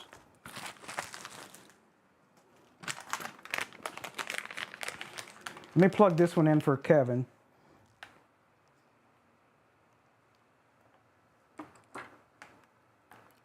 Even though it's not flashed, but still, it should heat up. Just use a BME 280, huh? We'll just go we can bust one out and solder it and make a whole nother sensor. And now I got my soldering iron. I guess I should tin it before I put it up, right?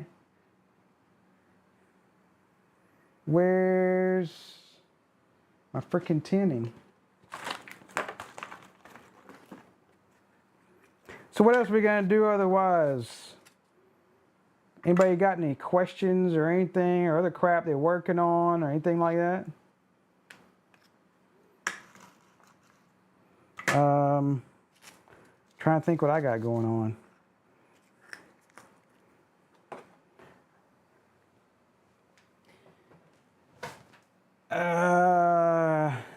Got a bunch of cameras sitting over there. Eventually I'll get to testing them.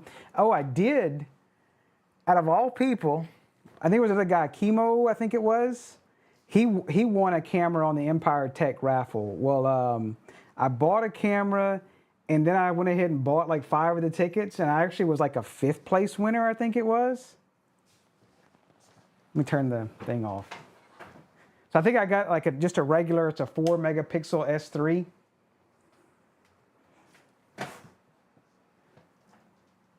Not bad, is it? Free camera's a free camera. Yeah, that's it. I already have one, and on my, that's the one that gets too much light and it won't go to dark mode. It's not as bad, I guess. I think I've shown it before. Let me see. Hold up. Let me see what cameras I'm about to pull up here before I start dragging it on my screen. It's not as bad, but I don't know. I kind of prefer the black and white mode. So it just gets, it's too yellow. Those are the old school, what do they call them? High pressure sodium lights. They're really brown street lights. Yeah. Yeah, it is garbage day tomorrow. Hopefully, the OG put mine out. He didn't come in here. Let's see. No, he did not. He did not put mine out. See, they're still sitting over here. One of the weird areas of, we actually have garbage day on Wednesday and Saturdays. So check the GPS and the garbage cans. I have another one. Why is it so? Oh, that street light's out. That's why it's dark. Holy crap! That's why it's. I was wondering why it's so dark. I wonder why it was so dark on this other one too. The street light. There's a street light right behind this crepe myrtle. There's a street light over here, and it must be out. So, who's trying to turn off there? Yeah, no, he was on Discord, and he had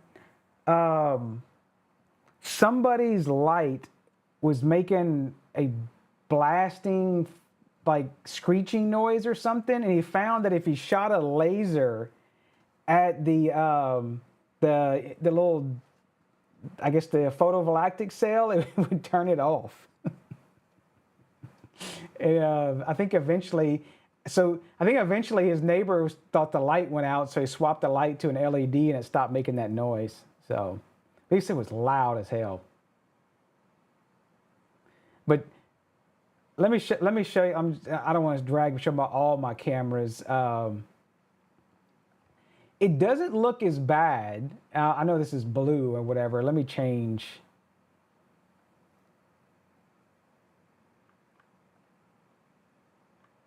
I think I just have one of. I have my lights out front change color, and it's random. And one of my neighbors was trying to figure out. He's like, I'm trying to figure out like what it meant. Was your front porch was blue or purple, or he thought there was like a different code and different scheme, and he was trying to keep up with them. And I was like, no, it's just random. I have it set to random. What happened to my screen? So this is with the front lights off, and it's still kind of brownish looking, but it's decently dark. That's one of the color, the Empire Tech 4K Color X, I think it is. Don't you have some of those? Is that the bullet one or the turret one? That's the turret. I got the bullet. I haven't got the turrets yet. Or I'm going to order those in about a week or two. That bullet is a beast. It's a huge fucking bullet. It's a big camera.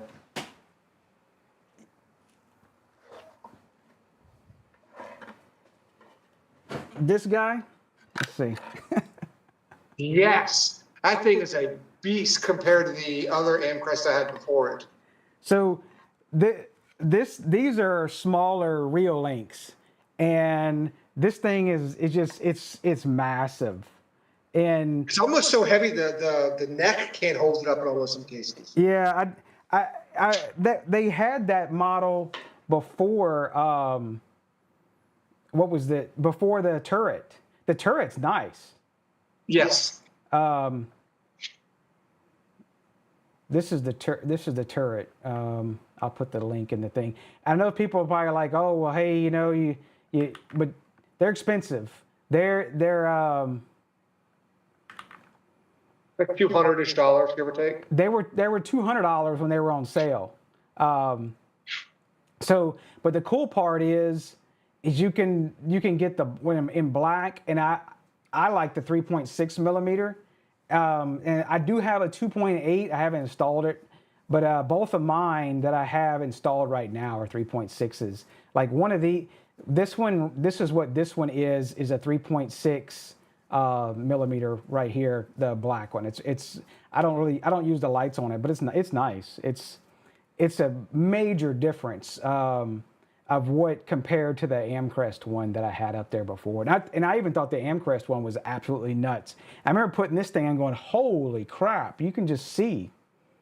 So. Oh, wait, so you're not using any of the warm lights on that camera at all? Wow, that's pretty impressive. Because it's such a big sensor, that's the reason why. Yeah, because it's a, yeah, and 1.8. it's a 1/1.2. Oh, yeah, oh, yeah, 1.2, yeah. Yeah. So I know you'll see a car coming here. Yeah, you don't have to, like I'll tell you, you're gonna get what you pay for on the cameras. They can tell they got their brights on.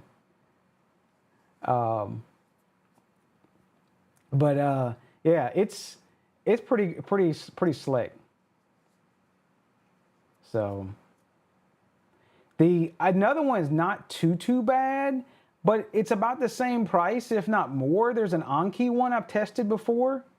It's this one. And this is using, the same thing, and it's not too bad. I mean, this is I'm doing digital zoom on it, and I can see down the street and everything, so it's not bad.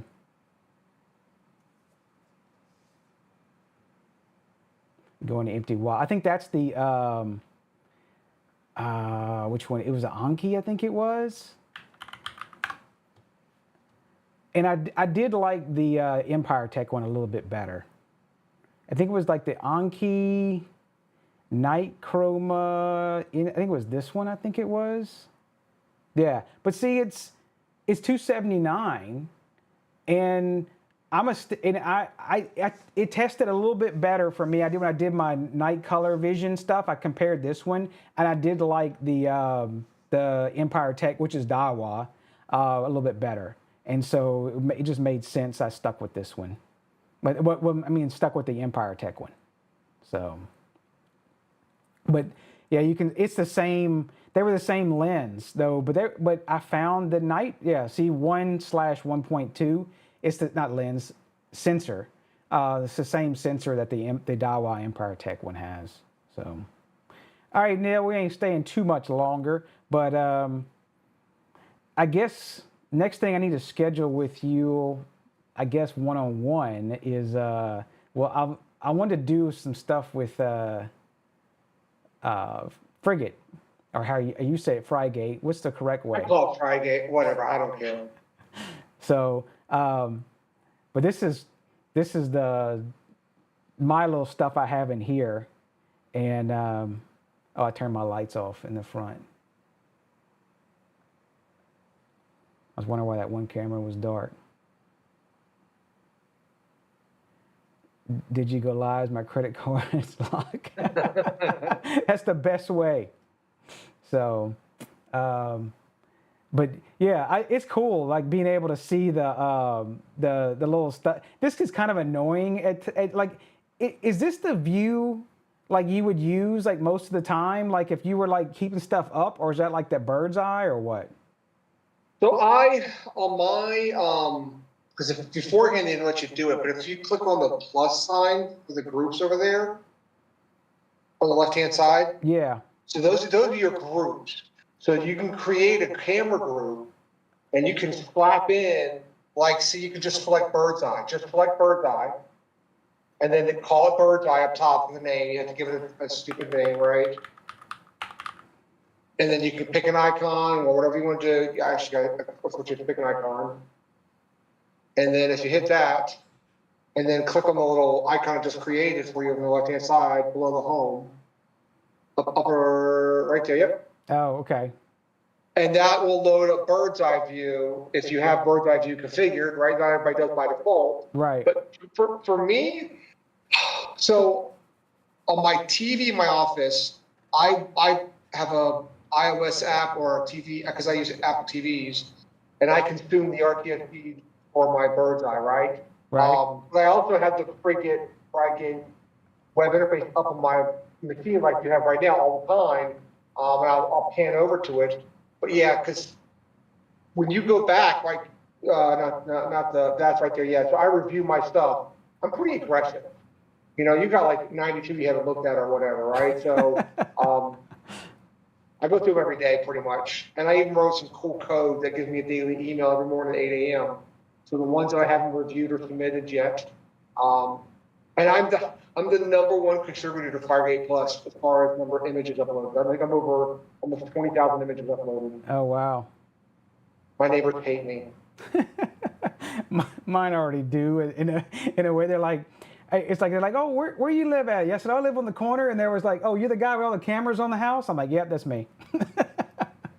And yes, Michael, it is. That's 14's about to come out. I think it's going to drop any day now. Yeah. So when the history of stuff is definitely cool on the side. You can scan through and everything. Is it? I don't know if it, yeah. See, like you can scan through the stuff. Mm-hmm. Yeah, and then it'll also change the color code in that timeline view. If you've got motion detected or an object detected, it will go from a white dot to like, I think motion is like a yellow line, and then an object detected is a red line. Yeah, so like you can see like in a quick deal, you can see all the events and stuff like that. So you quickly jump to things, and I thought that was kind of cool. Well, yeah. And it shows you the other camera views in the same time too. So like if you have 4 or 5 cameras, because you have a different view, you can actually go to that camera. I do see that because you can, if you look close, you can see the guy walking the dog, and you can see him just showing up in here in this camera down here. And you can click on that camera and get the view there, and it will take the other one and see. There you go. Yeah, that's pretty slick. They've kind of made it more like an NVR piece of software now, which I think is much needed. Yeah. That's pretty slick. What time was it? Oh, it was 5:56.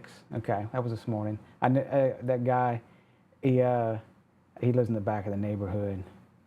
I know. What I don't like they changed in 13 when you had an event. They introduced that feature recently where you can actually go out and see when a person entered the zone. Right, it would show you the time. Right. You could click on it and it would take you right there. They lost that functionality here, which is a little annoying, I think.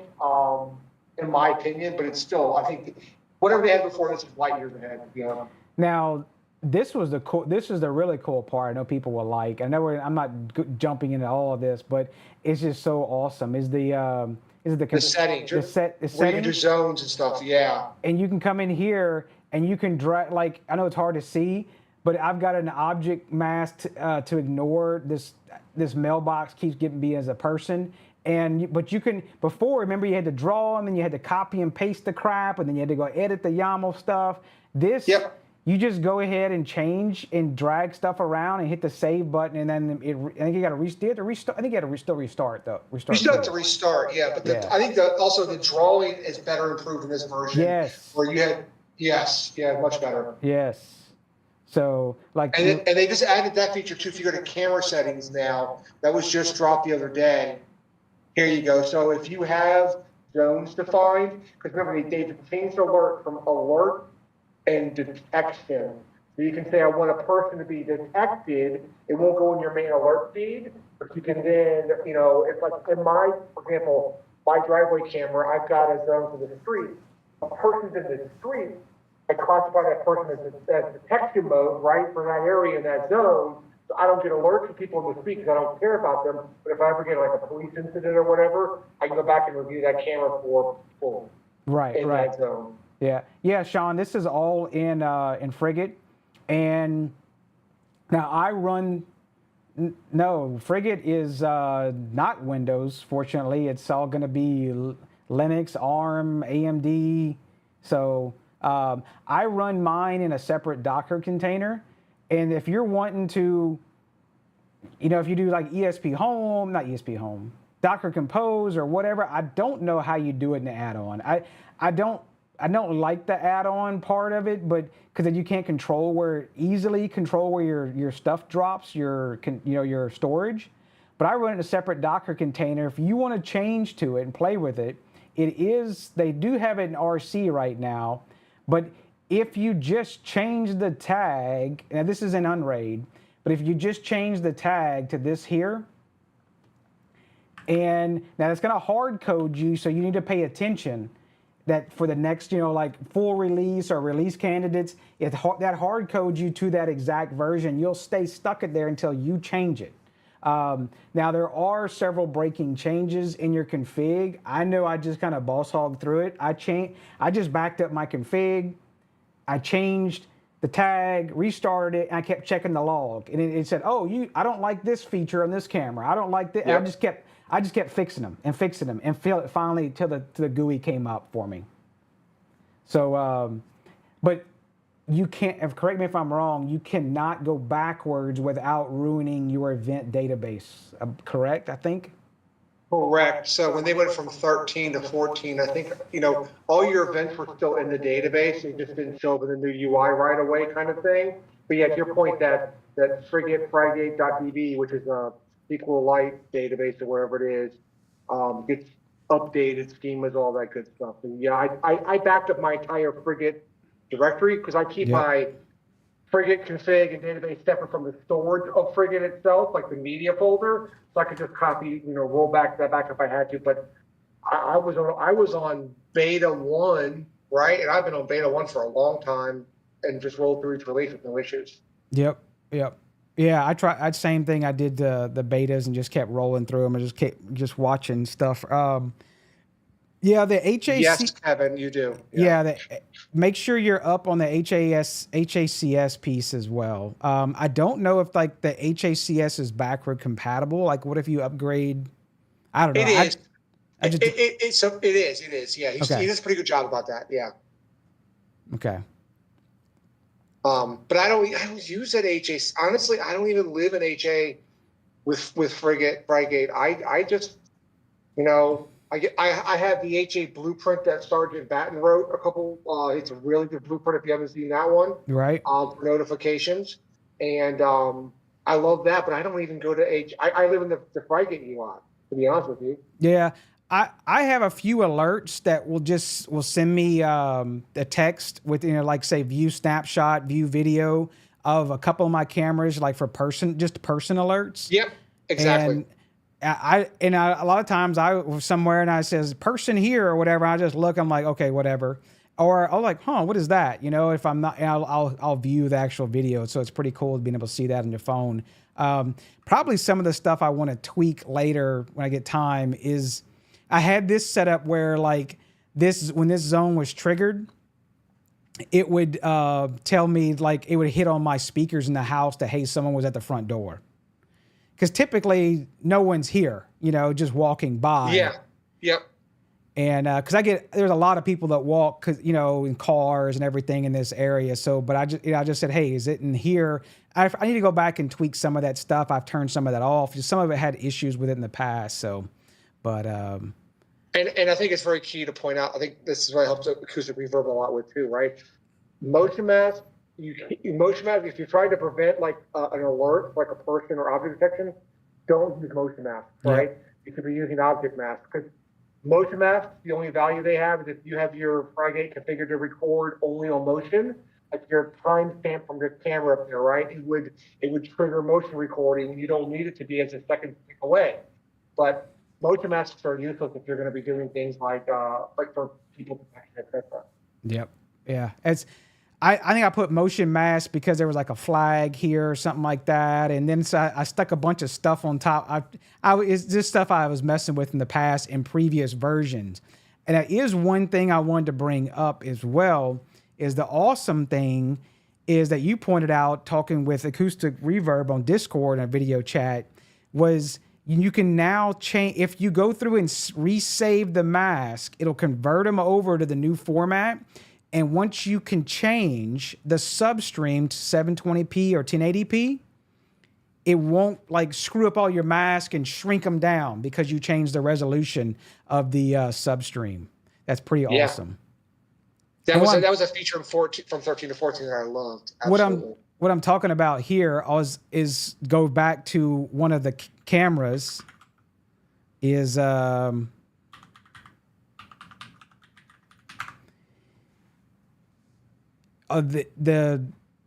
is that one of the Empire Tech Color X ones.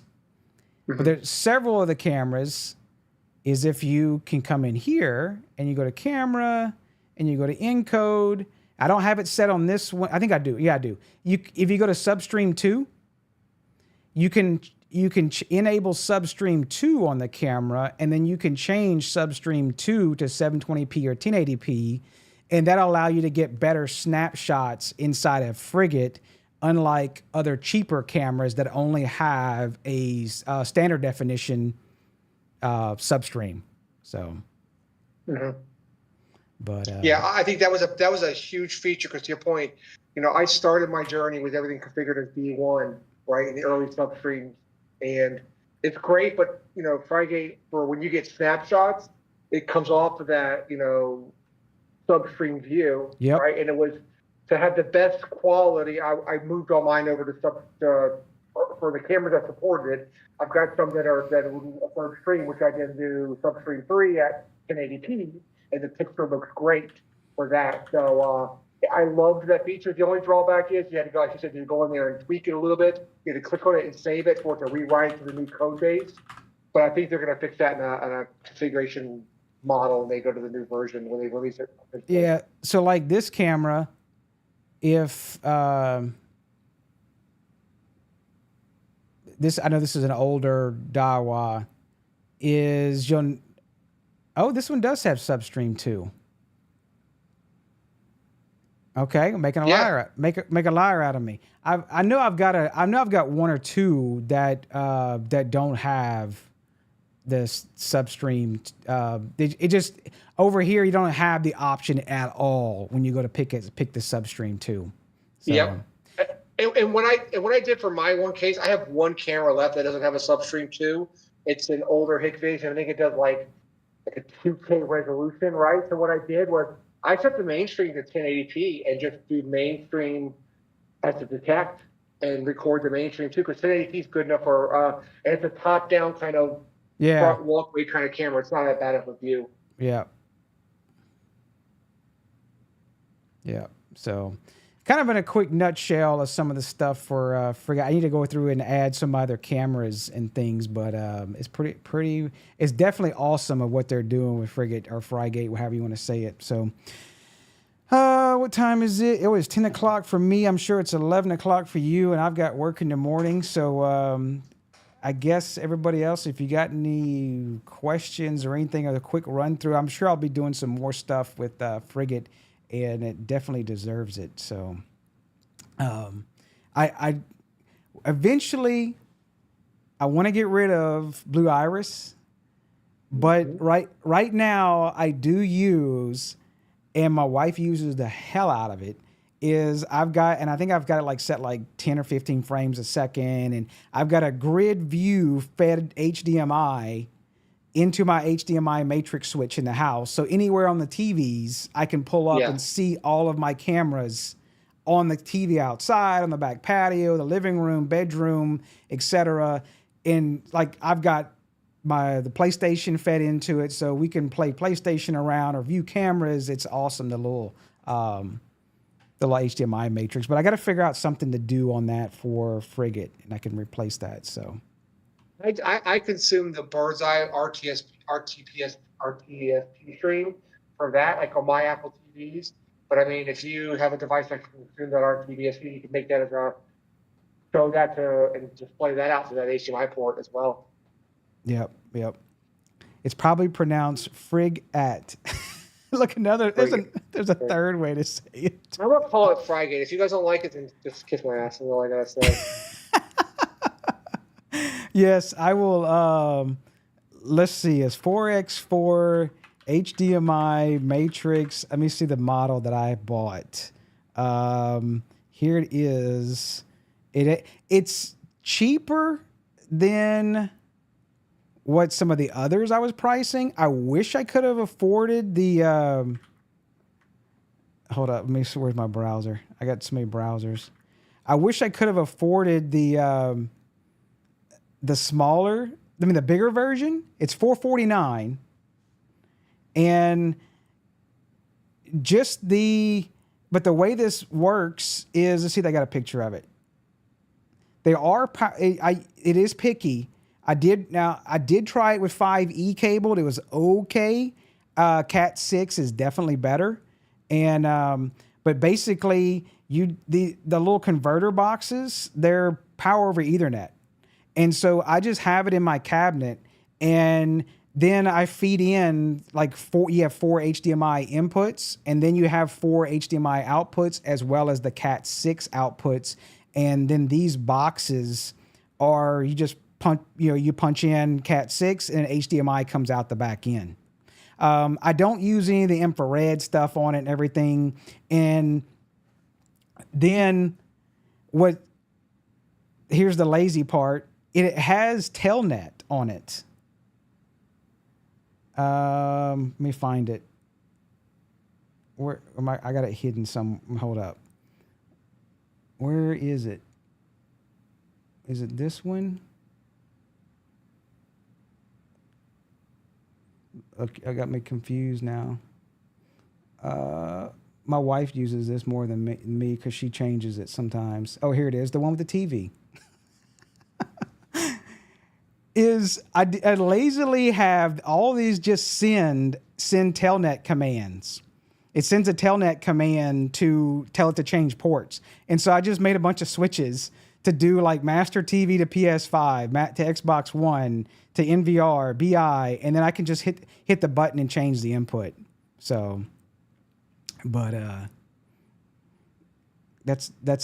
I'm sure there's a better way to do it, but if there was like a custom component written where I would love to have this where I dug around for it. I would love to have this just where I had 4 drop down helpers.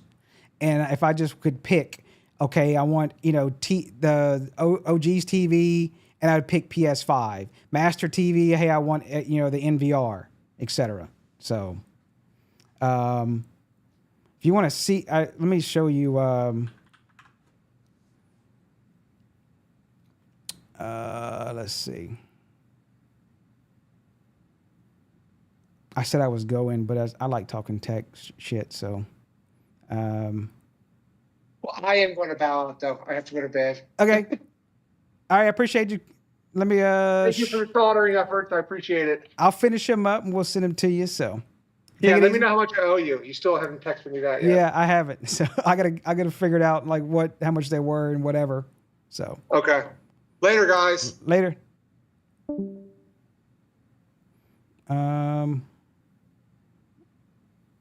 Look, I turned off my video. This is all the switches up here, and I mounted it in my cabinet, and then I have my stuff above that, and then I just put it in there, and then it uses Ethernet on there. So, oh, and then in the back, I have an automatic. This is where I got cheap because I wish I could have afforded the 8x8 is like, it's the 8x8. It was freaking like $1,200. It's nuts. They make an 8x8 like 8x8 rack mount version or something like that. 8x8 HDMI matrix. And I think it's about, yeah, it's with all the stuff. It looks, that's a 6x. It was, I want to say it was, maybe it must be on sale. But yeah, with the boxes and everything, I thought it was a rack mount version they had.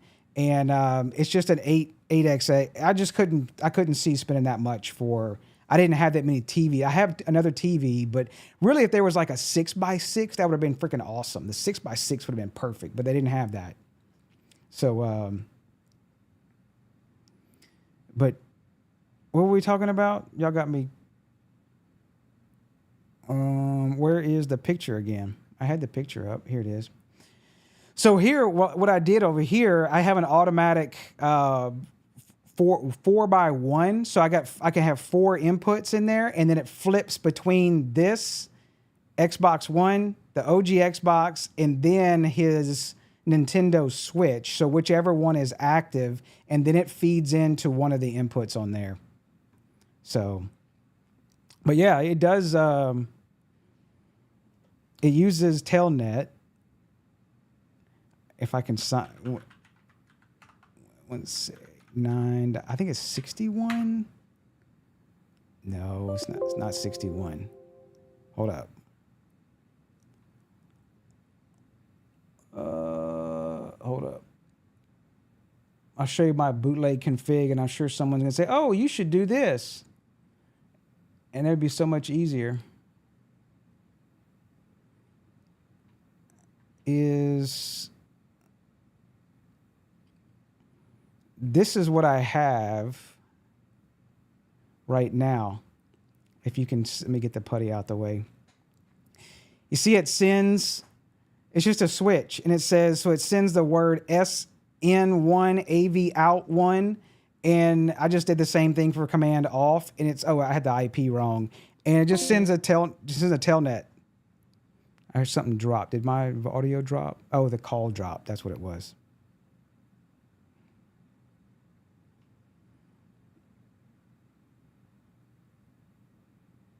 So what? Oh, you're talking about that cam viewer, I think it was. That we talking about pegging the CPU? Yeah. So this has been really awesome. Is the matrix switch that we've been able to move? So the cool part is, the other part was why I did this as well. The PS5 controllers and the Xbox One controllers. The PS5 controllers are amazing at their range. We can go play, me and Owen can go play PS5 on any TV in the house, even go outside in the back patio and play PS5. That's what, and then if she wants to still watch the cameras in the back living room, you can do whatever and pick whatever input output you want. It's pretty awesome.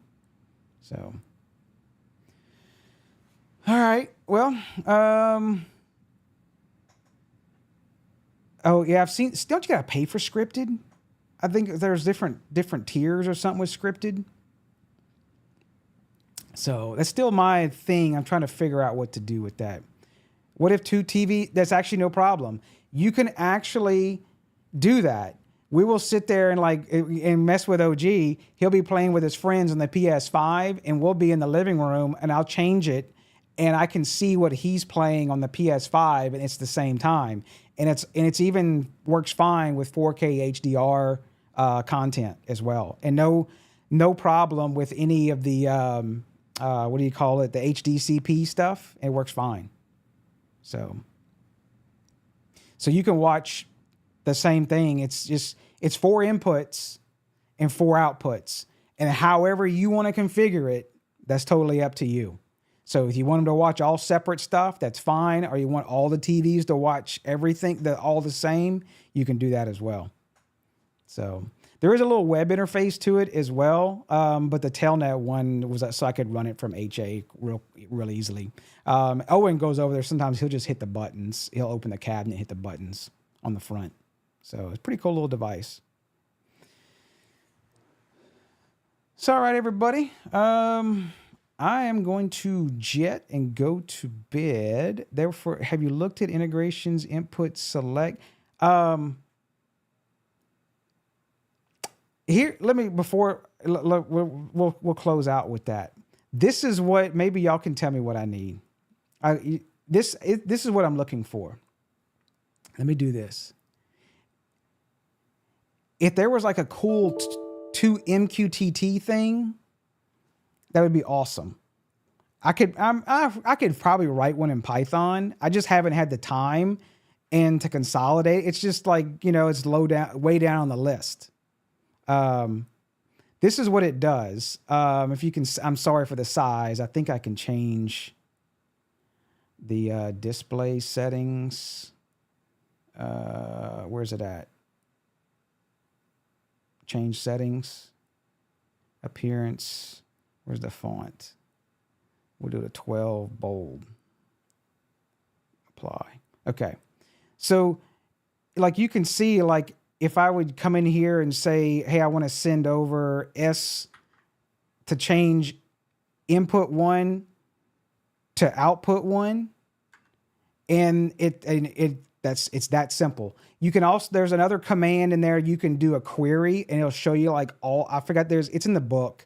There's a whole command. It'll show you like every single one, what it's queried as. And let me see if I can show.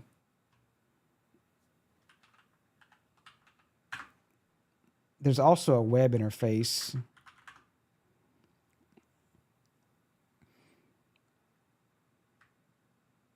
That shows like, here's the inputs, and then you want to set those to those, and you can set the resolutions and everything. And, but it's basically, you're doing the same thing, but inside Telnet. So it would be cool, would be just a component that would query through Telnet and grab like, hey, what's set to what? And then it would just send, when you hit the drop down to change it to say, hey, I want to put TV 1 is going to view input 2, or TV 1 is going to input 3, etc. So, but yeah, that would be pretty slick to be able to do. But this was my cheap way of being able to select everything.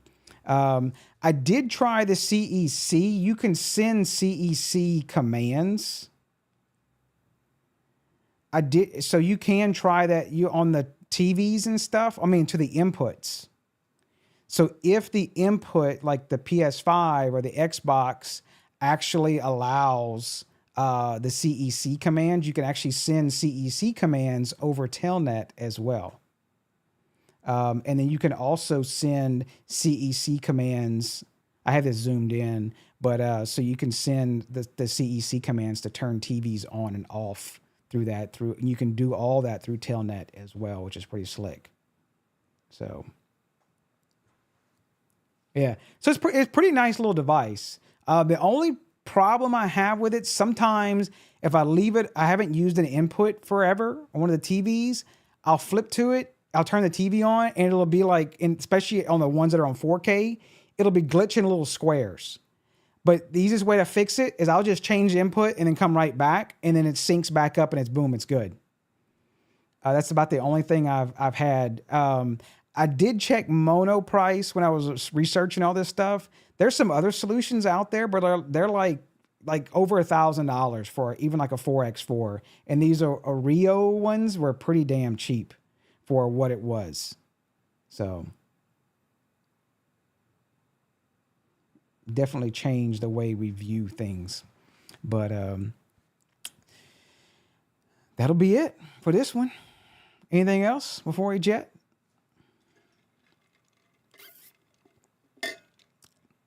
All right. I'll see y'all in Discord. If you want the link, I think Nightbot might be awake. I don't know if it's still in here or not. But if you just go to discord.digiblur.com, that'll also pop the invite and go chit chat and whatever. So, all right. Thanks for seeing my crazy, I would say not school of soldering, but yeah. We'll do the thing. I'll get better one day, but I'm not too bad, I guess. So, all right, y'all have a good evening. Thanks for hanging out.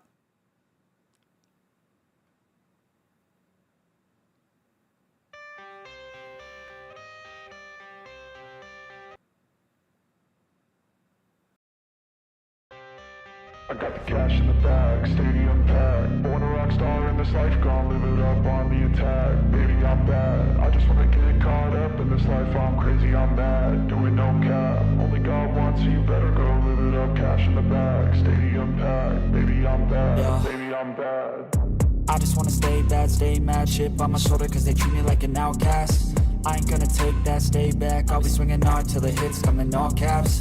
I ain't gonna lay back, pray that someone's gonna help me. Ain't nobody like that.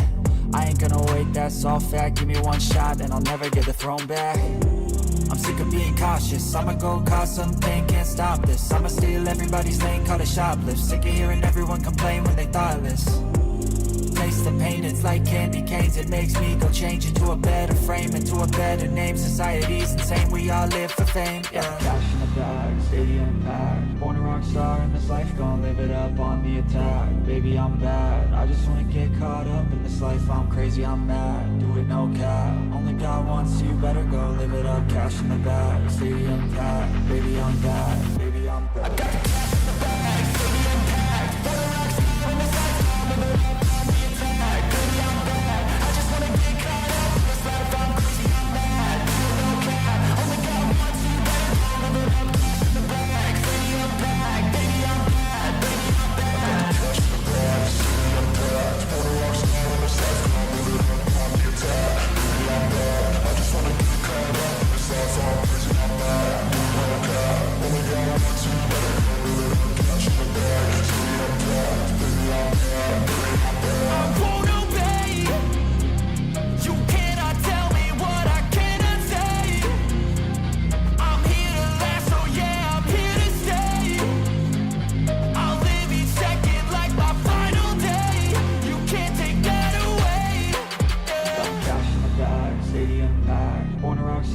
life, gon' live it up on the attack. Baby, I'm bad, I just wanna get caught up in this life. I'm crazy, I'm mad, do it no cap. Only got one, so you better go live it up. Cash in the bag, stadium packed. Baby, I'm bad, baby, I'm bad.